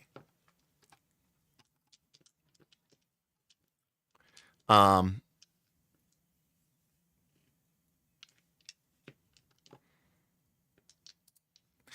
if I want to spend any time with any of the Paizo people at Gen Con because they work the hall all day, I have the LARP in the evenings. We have to schedule like a 7 a.m. lunch. Correct. Oh, sorry. 7 a.m. breakfast. Yes. Yeah, great. It's insane, right? They're just, people are so busy. And I, by the way, you know, I'm not saying I got hoodwinked, but like, you know, I was like, oh, this will be cool. I'll go to these conventions. I'll work the booth. It'll be fun. And then I'll go and play during the evening. Well, no, during the evening, I need to eat. I'm exhausted. And the last thing I want to do is game. And so usually I end up just like kind of sitting around and at the dinner or the bar or whatever, and then go to bed, you know, like, and that's it. No, they do not. What some companies do is they will, like, so this is what I'm doing at Origins, right? Which is a much smaller convention in Columbus, Ohio. I am renting a convention room, right? There's the big, huge main event hall. And then there's also, you know, the meeting rooms, essentially, the salons, the parlors, the secondary rooms. I am renting a room at Origins Gaming Convention. Normally, this is done by companies as a secondary space, usually for them to run their games. They run events, demos, one-shots. Some places will even sell some of their items there as well. I'm not doing any of that. I'm just having a VIP lounge for the nights. Some people will do that. Like Magpie does that. Monty Cook does that. Monty Cook has a booth in Gen Con, but then they also have a Monty Cook Enterprises, or whatever the fuck the name of the game is, where there's like a bunch of people running Numenera and whatever, Old Gods of Appalachia and all that other stuff. Now, that gets to a second problem, or a third problem about Gen Con, which is that a lot of these companies, these games, these companies, the hobby has grown tremendously. So now, in order to run enough gaming events, you just have to like find GMs to run your games. And that means finding volunteers who get like free badge and free room and board or whatever. And or that you hire these like third-party companies that like have like bulk GMs for you. And there's no guarantee that these GMs are good or that they even know the game that they're running. And I've heard a lot of horror stories from people who went to Magpie to learn how to play Avatar or Root and played with a GM who may have literally learned how to play the game that morning. And they have they write down on their thing, oh, I have 10 years of experience DMing. And what they mean is like D&D, 5e, So it was, I think it's kind of a disaster, personally.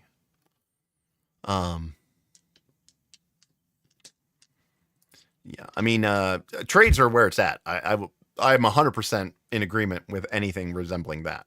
If anything, I'll come, depending on what city you move to, I'll come work for you. But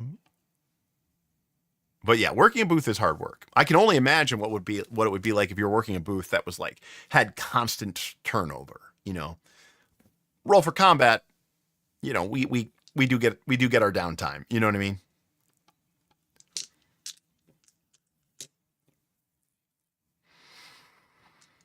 Right. Sometimes your GM might not even show up. Right. It's not exactly the most professional group of people ever,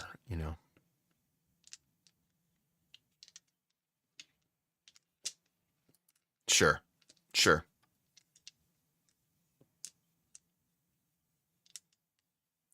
Yeah, again, and as Gen Con has gotten more expensive and more difficult to get into, it's only more likely that you're going to get this kind of effect that GMs are going to do this. So, all right. Well, I'm finally caught up with chat. It's 3:30. I think we're going to peace out. This week, I think we have a bunch of first looks coming up. We have Tuesday, we're going to be looking at Across 1,000 Dead Worlds. Thursday, I think we're going to look at Pico. And then Sunday, we're going to have Level 2 Janitor on to do a TactiQuest deep dive. So that'll be pretty cool. So it'll be kind of a busy week. And then Saturday, I don't know if there's going to be a Shadow Dark stream this week, because Saturday I'm supposed to go play board games. So, but there could always be a chance for a Wednesday stream. You never know. We'll see. So what's the deal with the new drops idea you had? Reception looked mixed. What is new drops? New drops. What are new drops? What are drops? I don't know what that is.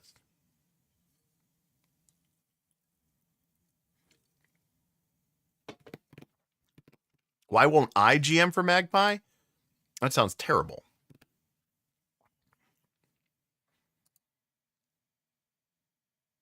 I don't understand. No, I don't think the reception is mixed. It's literally me saying I'm going to give you free money for GMing.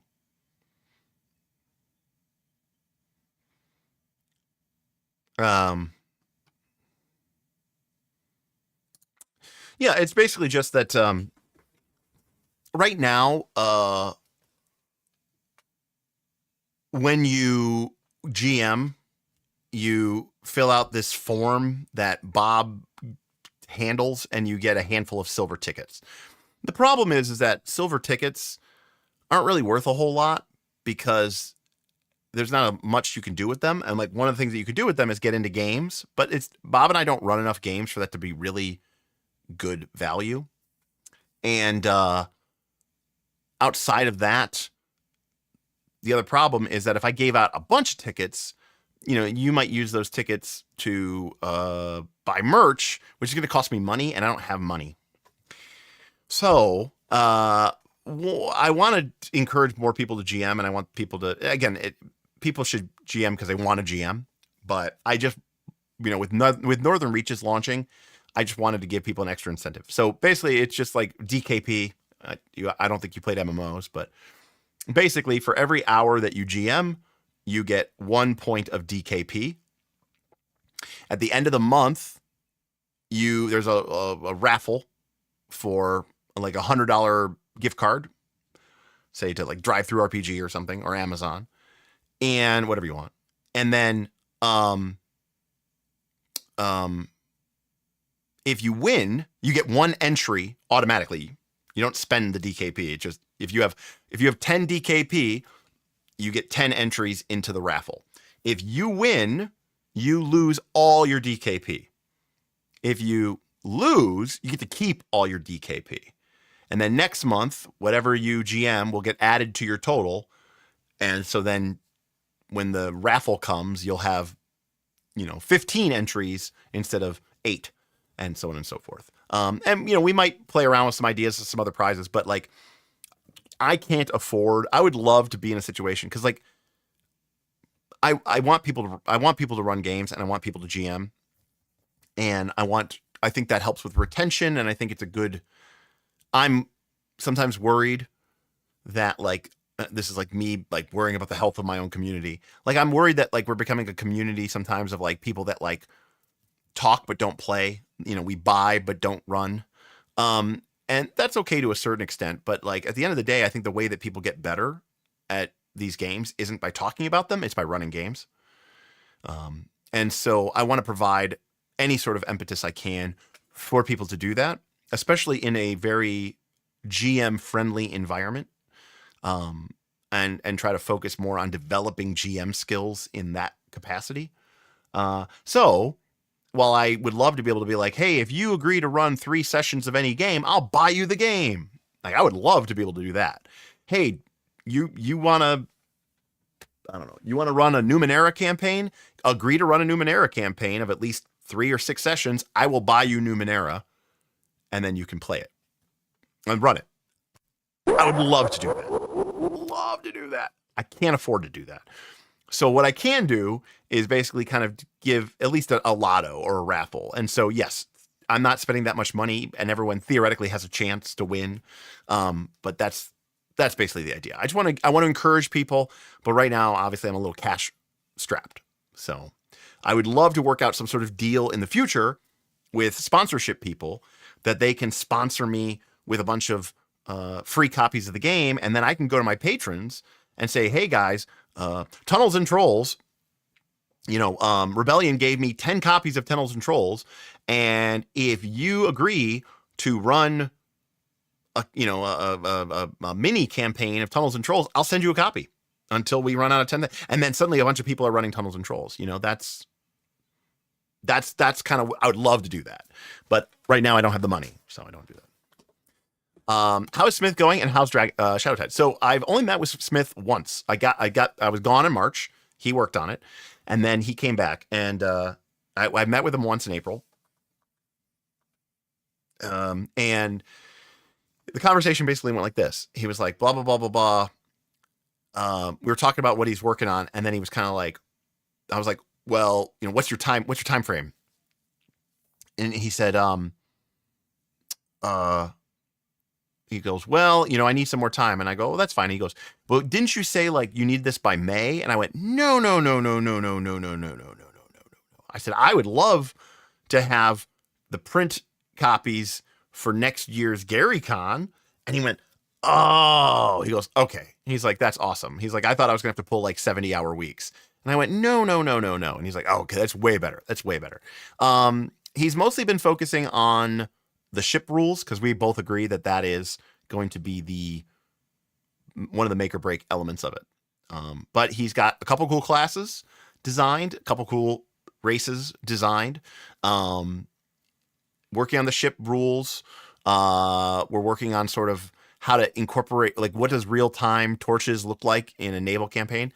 And then one of the things that he and I both have to sync up on is, like, how do we use basically the One Ring to sort of make a journey mechanic that we like? Now, the one big X factor is this idea that we have about the campaign. Because what we would love to be able to do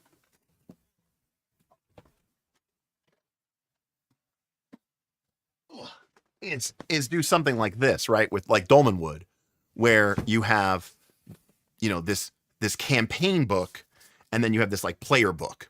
And so like the player book would be like, here's the classes and the boat rules and everything else that you need in order to basically run our version. And it would be called Shadow Tide, but it would be called like, core book or core rule book. The idea is that we would create something that had a bunch of pre-made islands and sort of this, not an adventure path, right? But more of a sandbox type thing. Very, very inspired by Dolmenwood. Will knowledge of boat stuff be required? As much as I would love to make this a fully Phoenix game and just like beat you over the head with naval jargon and like require that you learn, yes, you have to learn how to tie a bowline, in order to be able to play this game. You have to know the difference between a sheet and a rope and a line. And anyways, I can't help myself. You see, nothing on a sailboat is actually called a rope. Technically, there's only one rope, and that is the main halyard, which is spelled halyard. But a sheet is any rope that connects to a sail. Okay. A line is any rope that connects to the rigging, right? So if it's a sail, it's a sheet. The rope is called a sheet. And if it's if it's connecting the mast, right, it's called a line. And technically, if they're to the sides, it's called a shroud. And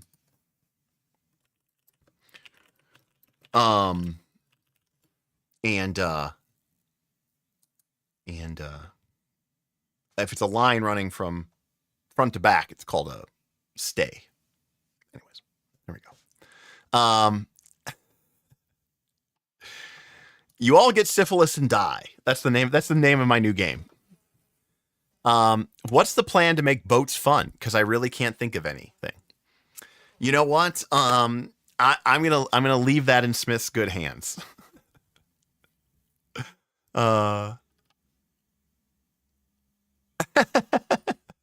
Boat stuff happens. We probably had sex with mermaids. Move to the next step. So everything is subject to change. But Smith is he's smarter, he's more dedicated, he's more developed. He has a keener sense of what makes things work than me. Smith, like me, is a coder. I mean, Smith's more of a true developer. I was an analyst. Both of us love gamist mechanics, but the one thing that is great with Smith is Smith can put aside his own. That's why Smith always did better career-wise than I did.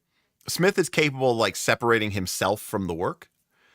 And so Smith, because, I kind of came to him with this assignment, he started off by basically reading Shadowdark, getting involved, with some of the Shadowdark community, the third-party stuff, and really try to be like, how do I make this Shadowdark-esque in tone, in feel?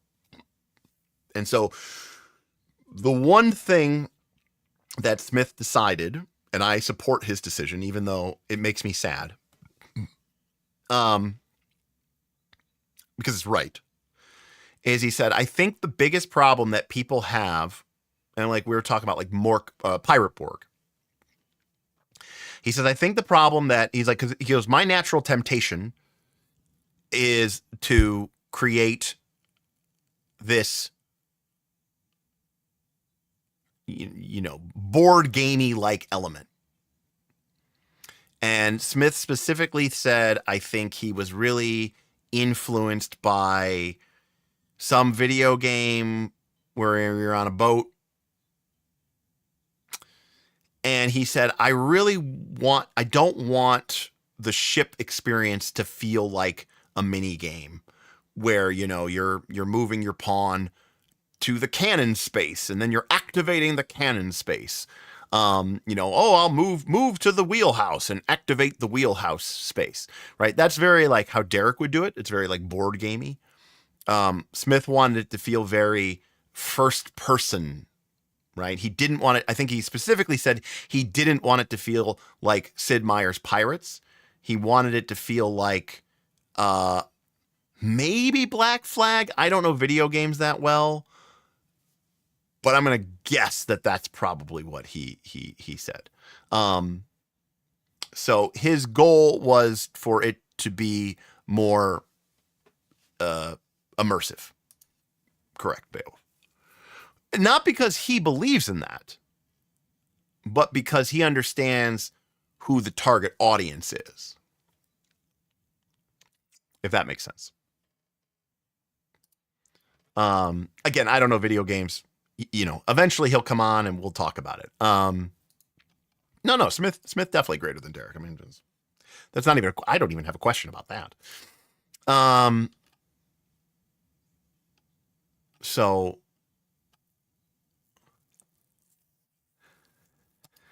I mean, I think it's more like Pumpkin. If you're on a boat and there's 50,000 ropes, if you say, give me the rope, that doesn't really tell you anything. So you need to have a special line, right? Like, for example, we don't say, hand me the die.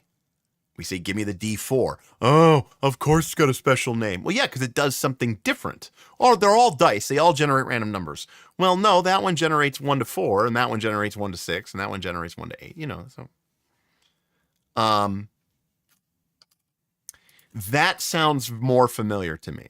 That might be the game. Actually, I think that is the game. That might be the game that he was talking about. And because he went and played a bunch of he went and played a bunch of video games too. He played Sid Meier's Pirates. He played, I think, that Sea of Thieves games. To be fair, these are all games I think that he had played before, especially like the Sea of Thieves. I definitely remember him playing that back in the day. And I think he just said, I think that kind of first person experience is going to be more marketable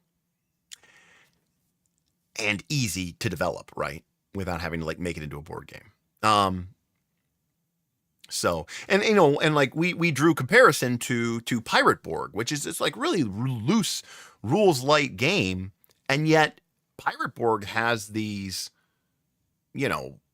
very war gamey like rules for the ship. It's like your ship is on a hex grid. There's the wind direction, your ship has a turning radius. You become very abstracted, right? You're controlling the ship, and he's like, I don't want you to like control the ship, right? He's like, I always want you to sort of be, you're playing as your PC. So, that is kind of where we're at. And again, I think that's something that I don't think necessarily is being done, but also too, remember that, we both, and another thing, we still believe fundamentally that Shadow Dark is a game of D&D. So the ship is a means to an end, right? It is not an end unto itself. Our expectation is that you are going to be sailing this archipelago world, going to these islands, going to these island adventures, going into ruined keeps, ancient lighthouses, drowned sea caverns, dungeons. basically, right? And still having that sort of dungeon experience. The difference is that, and we think this sort of leans more into the third party ecosystem of Shadowdark, is that we fully expect that most of these dungeons and most of these islands are going to be, one or two shotable, right? They're going to be 5-room dungeons. They're going to be 1-page dungeons. They're going to be little, 8 hex drawn isometrically little islands. They're not going to be, when we did Dragontide for Dragonbane, my expectation is that people were going to make tropical islands like that you would see in the Caribbean, which are, 40, 50, 100, 200 square miles, right? At most. And instead people went and made 10,000 square kilometer islands. And I was like, okay, that's massive. People were literally it's like a 20-day hex crawl to the other side of the island. I'm like, no. I was thinking St. John, St. Thomas, Jamaica, Haiti, you could cross it. You could probably cross it in a day or two if you knew where you were going. Anyways, so the idea is that we want to create the islands to be relatively small dungeons, relatively small exploration overland areas, and to try to lean into this, basically having a series of what would be like a Saturday morning cartoon show. This week's episode, the crew of the Wraith head to the icy island of Forochel. There, in the ancient crypt of the ice necromancer, they seek the Horn of Truth. Right? Very episodic. And, and then it's hey, you go to that island, you do one session, maybe 2 sessions, and then you leave. And next week, join us as we go to the steaming jungle, the steaming isles, where the party will adventure to the very great volcano god of Ignis. Just to have this kind of more island hopping adventure rather than, spending 18 sessions in the dungeon. It's also kind of a nice way to be a differentiation from my side project, which is Shadow Deep. And so it's hey, here is, ka-dung. You want to live in a dungeon? Ka-dung. Here's the dungeon, right? Yeah, Island of the Week. Correct. Damn.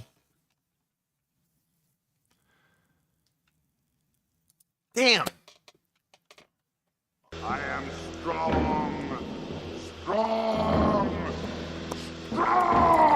The respect is being put right now on Shadram. I'm just going to say that number one, that you caught that. That is because, okay, number one, it was just a random throw in. Okay. But number two, that you knew that is respect, Shadram. I had a lot of respect for you already, but it just went up literally a level up. It was a full level up. Really, I really respect that. That I made that deep cut and you got that. That was really great. Okay. Anyways,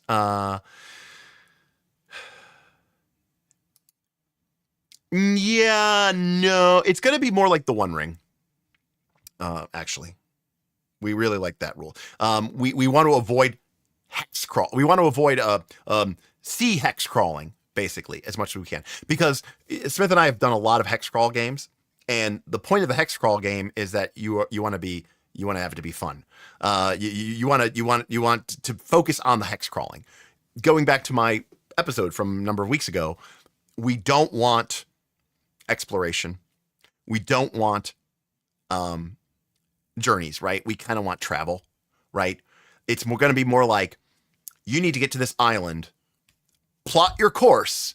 Okay, there's going to be a couple of events along the way, and then you arrive. We're not going to sit there and do the day by day by day by day by day, because that ends up taking up the whole session, So, and then it affects your arrival state, correct? And then you go and have your island adventure. And then at the end of the session, you maybe theoretically make it back to your boat. Now, we understand that not everything is going to literally wrap up in one session. But that structure was something that I experimented with in Dragontide. and I thought it worked really well. And the only problem that we had with it was that, you know, we never had the ability for the game to be, you know, a two-parter. Basically, couldn't be we could never have a two-parter episode because of being a mega game. But when you're playing it in your home game, it would work really well for that. So that's another nice deep cut. Danger Patrol with pirates, absolutely. Last time on Shadow Tide. Oh, look at this! This ancient marker means that we're getting close. I love Danger Patrol, by the way. It's great game, and it's a great con game. It's perfect. Anyways, a CRB plus a campaign book, Dolmenwood style product, but pirates sounds like it could be something quite compelling to me. I think so. It worked for Dolmenwood. I wasn't literally not paid by them. I mean, they did send me the copy for free, so I guess that's it. I was slightly bought. But I love that book, and it's just OSE. I'm not gonna and it's the same thing, by the way. We're making Shadow Dark classes that you could theoretically play in your other Shadow Dark. So it's very much like Dolmenwood, where you're just like, isn't this just Shadow Dark, but with a couple of your own little bit more thematic classes? And yeah, basically it is what it is, you know. Righteous Vow 4. Maybe I have to check that out.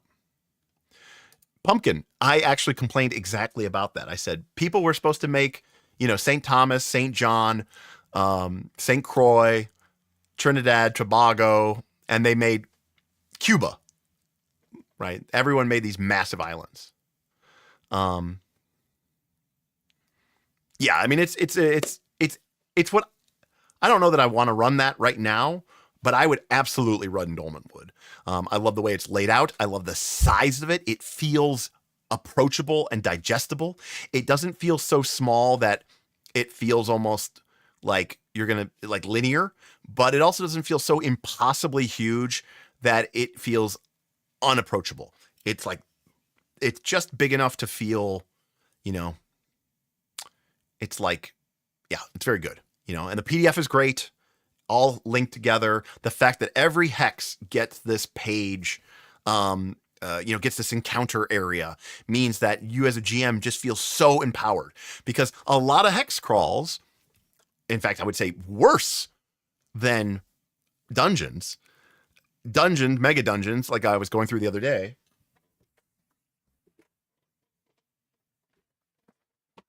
Not really this one. This one's actually quite good. But like a lot of dungeons suffer from this problem where you have a lot of empty rooms. And, you know, I don't really know what the game, quite frankly, the game, I guess, is really leaning hard on the random encounters to make it interesting. And a lot of times those random encounters are not very particularly interesting. I think hex crawls are that, but dialed up to 11. You know, like most hex crawls, it's just, you know, 50 blank hexes and then one hex with a keyed encounter. And so the rest of the time is just making a bunch of get lost rolls, find your way rolls, forage rolls. It's just like an endless dice rolling exercise. And it can just become so boring. So I'm a big fan of the way they designed Dolmenwood, top to bottom. But it also took him it took him a long time to make it, because I don't even remember where I put it. Oh, it's fucking huge, you know. It's massive. It's almost 500 pages, and that's just the campaign book, and that's, you know, and it's 8.5 by 11. It's not digest sized. But anyways.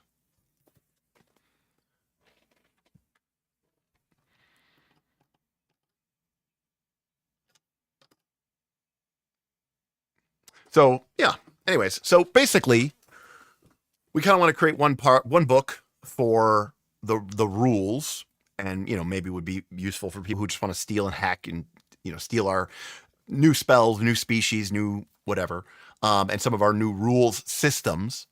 And then the campaign book is a bunch of basically droppable islands and adventure sites, along with this construct of the meta campaign.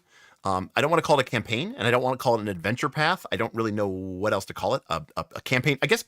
campaign framework would actually be the term that I would probably use and probably steal from Daggerheart, because we have this idea, because there's a couple of things that we're trying to attack, right, with this product.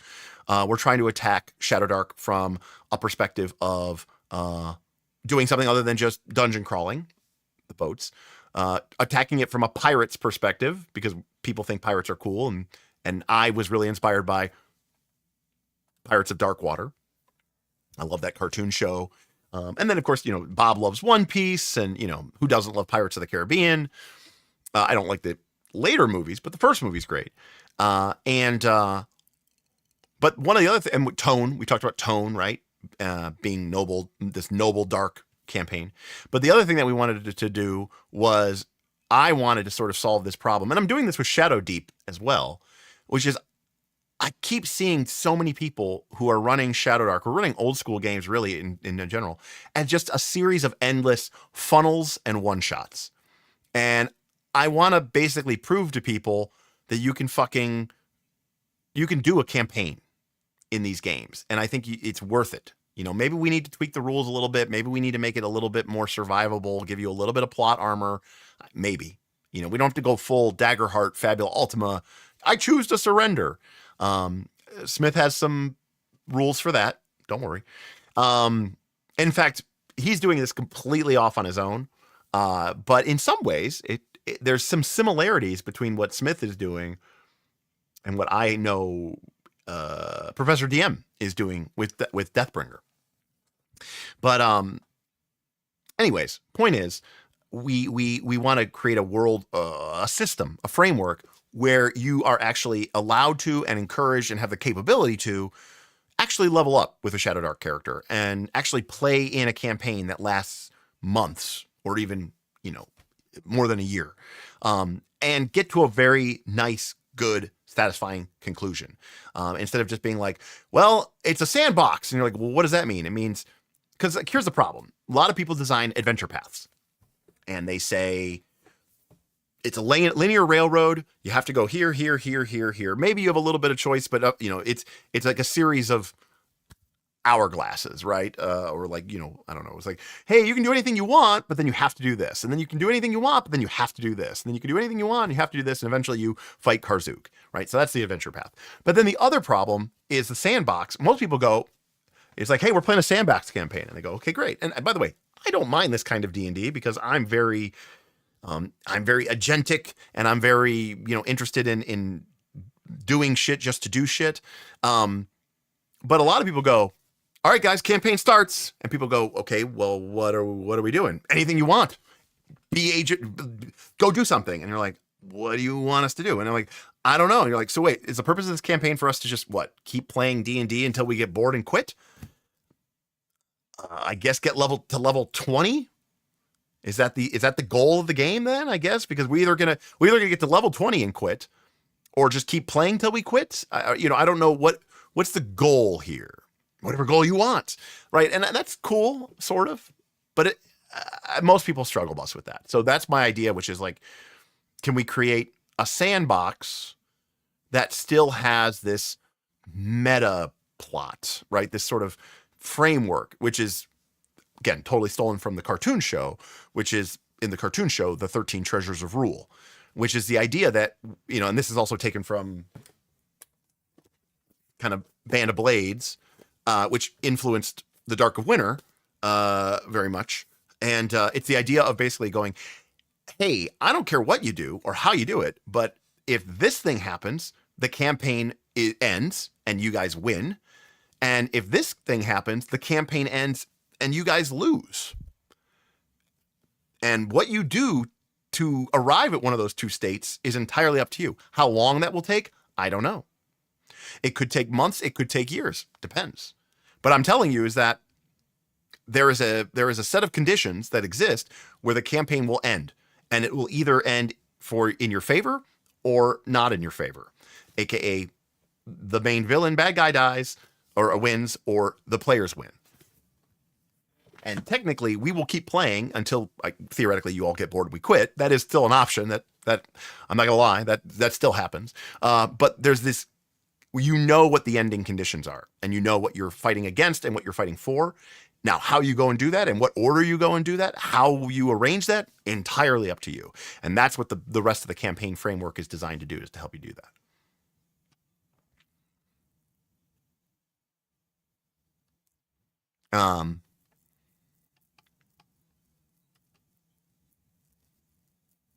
How big would your campaign book be? I have no idea. I think it would really come down to how many. The first one's great. I respect the second one because I think Bill Nighy's performance as Davy Jones is incredible.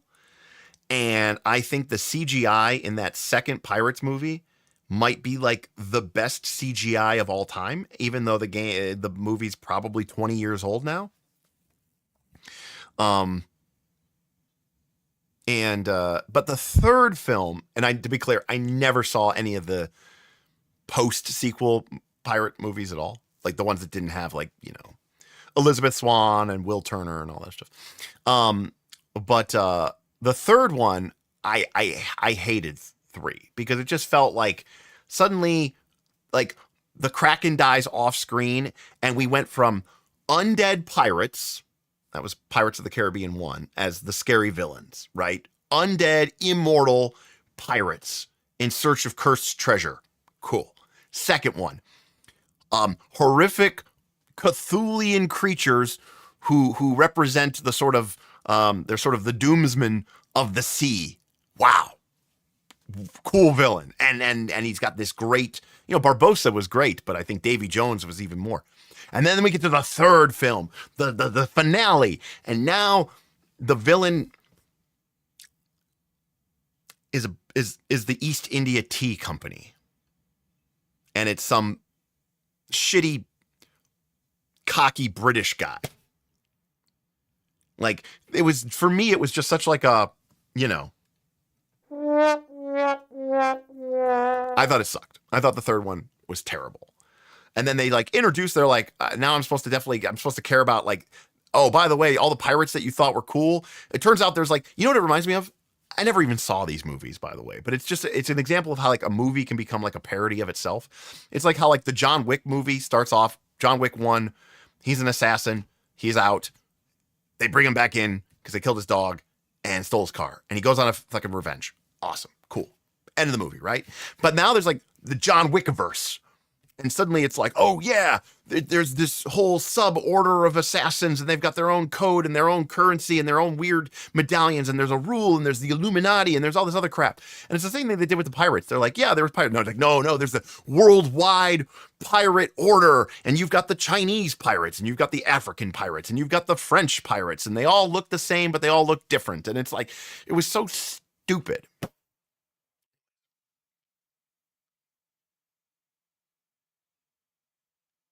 That's how I thought. Yes, Fast and Furious is probably the most epic example of a something becoming a parody of itself. John Wick did become a parody of itself, said self-confessed cynic, but it's amazing, and I love every single one of them. All right, well, there's no accounting for taste.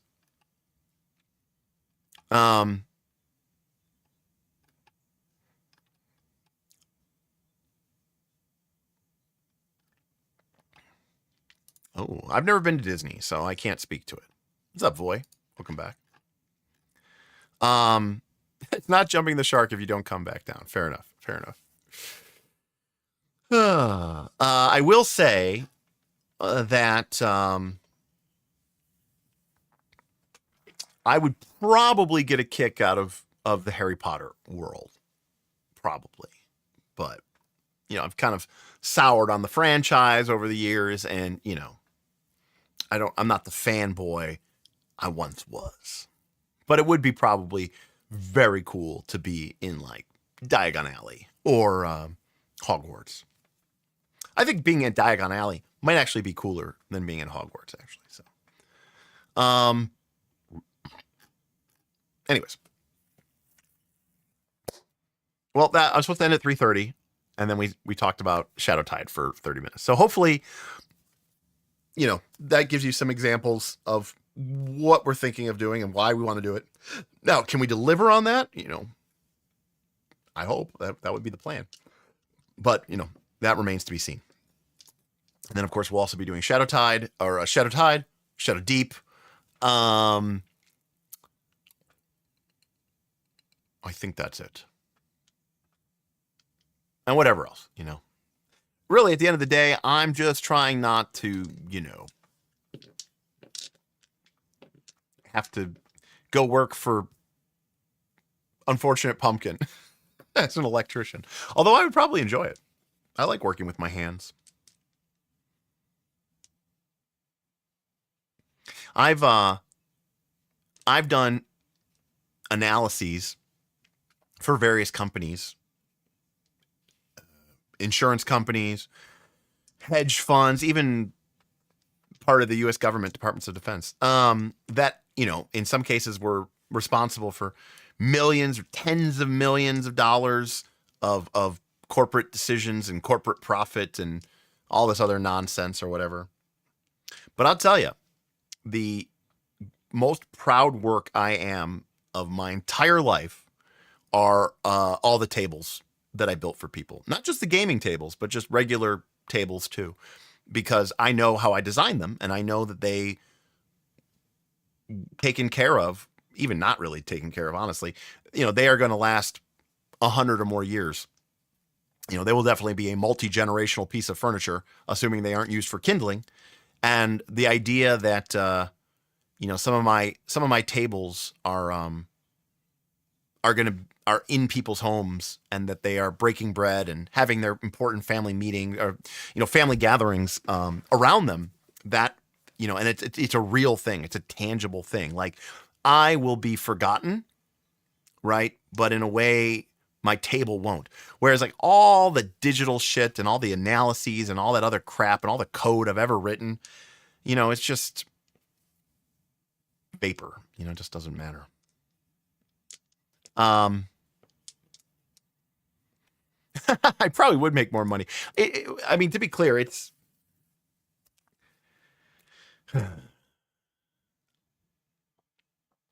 my problem with making money. I'm going to be honest with you. My problem with making money, making tables, is realistically, people come to me and they say, Derek, I really would like you to make me a table. And I say, cool. And I go, what's your budget? And they go, you know, $1,000 or $800. And I say, you should go to IKEA, because you're going to get a great horizontal surface that you can eat on. And it's going to last you, not till your children, but it's going to last you 10, 15 years, 20 years, you know, it'll be fine. The fact of the matter is that for me to make furniture profitably, I have to make very customized, very expensive pieces, which basically means I'm only going to be able to sell to the rich, the ultra wealthy. I just don't like that, you know. I don't want to have to predicate my business based off of that paradigm. So, correct. There's two levels of IKEA. Although my understanding is that more and more now of the IKEA is becoming the cardboard ones. But IKEA does make stuff that is, you know, has a solid core, and has thick veneers in some cases, and those are very well made. That's not to completely shit on the cardboard, but like the Kallax behind me, this is from IKEA, and I'm not gonna try to tell you that this is some sort of premium, ultra premium wood product, but this is solid wood. You know, it's not just a cardboard lattice with too thin melamine veneers, right? Yeah, there you go. My dad's a blacksmith. Complete side tangent. There's a YouTuber named Alex Steele, and he's British, and he's kind of a self-taught blacksmith, and he has a blacksmithing channel. And I would love to learn how to weld black, you know, forge, blacksmith, weld, and shit, what's the third? discipline that I want to do. I don't know. But point is, that's a really cool thing that your dad was a blacksmith. That's really cool. But yeah, I mean, it's only for the wealthy, unfortunately, Yeah, I don't think they make Calyx officially Calyx anymore. I think that they have a new name and they're basically the same, but a little bit different, Well, I know how to do joinery already, but yeah, I guess forging and blacksmithing is kind of the same thing, but I was thinking of something else. I don't remember what it was. Oh, pottery, kilning. I don't, working with clay. That's it. I think that's really cool too. And it's like completely random, but like there's a bunch of people who like make stuff with clay and like they'll like go out and get clay from local spaces and like local clay, like they'll source their clay locally. And where I live, like our soils are like all clay. Like we just our soils here. Like I've never understood, like when I watch movies and I see people dig holes, like yeah, I'm still a little weirded out by that. And like, even when I was growing up as a kid, I didn't understand that. Like, I was like, how do you dig a hole in the ground with like a shovel?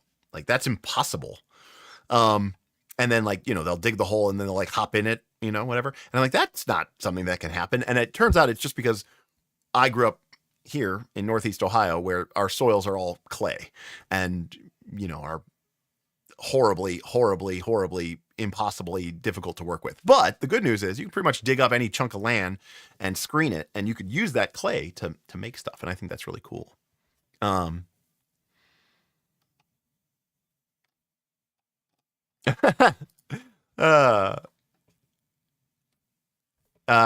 did a double take since I've been listening to the stream while building IKEA furniture. There you go.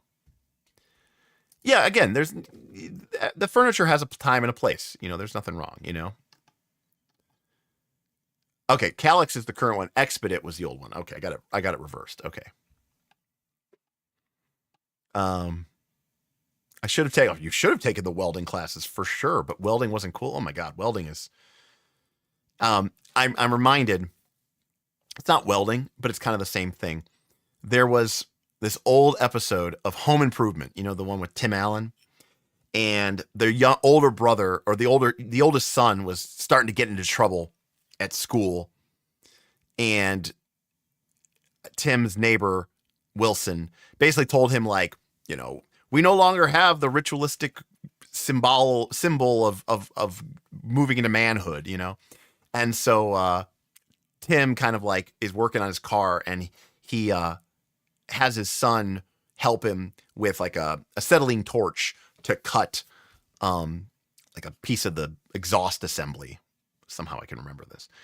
And, he does it and he's helping him. The kid's a little nervous, but he's can't believe his dad's letting him work with the acetylene torch and cut it.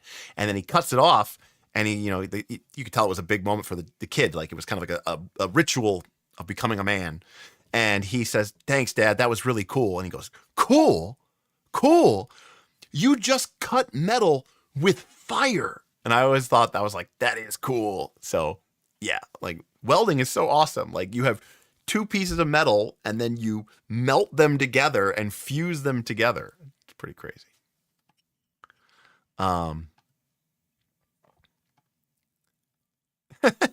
Charles Babbage and the difference engine. There you go. And the bottleneck in production from not being able to make machine parts fine enough. There you go.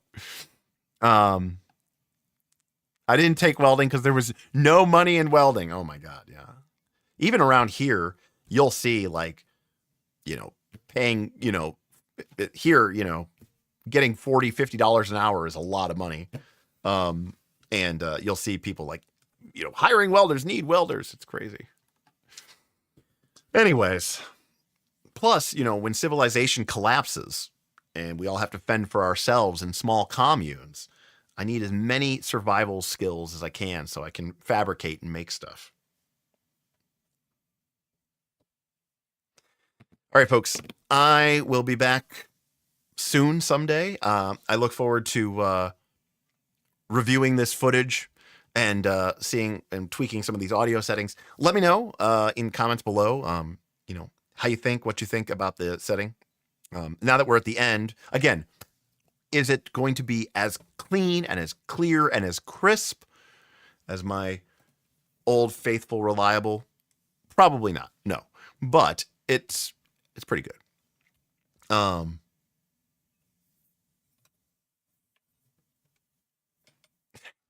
Gotta go. The Swedish Diablo 2 streamer is on. Well, far be it from me to interfere with the Swedish Diablo 2 streamer. So, all right, everybody. Thanks so much, and I will see you next time on Knights of Last Call. Peace.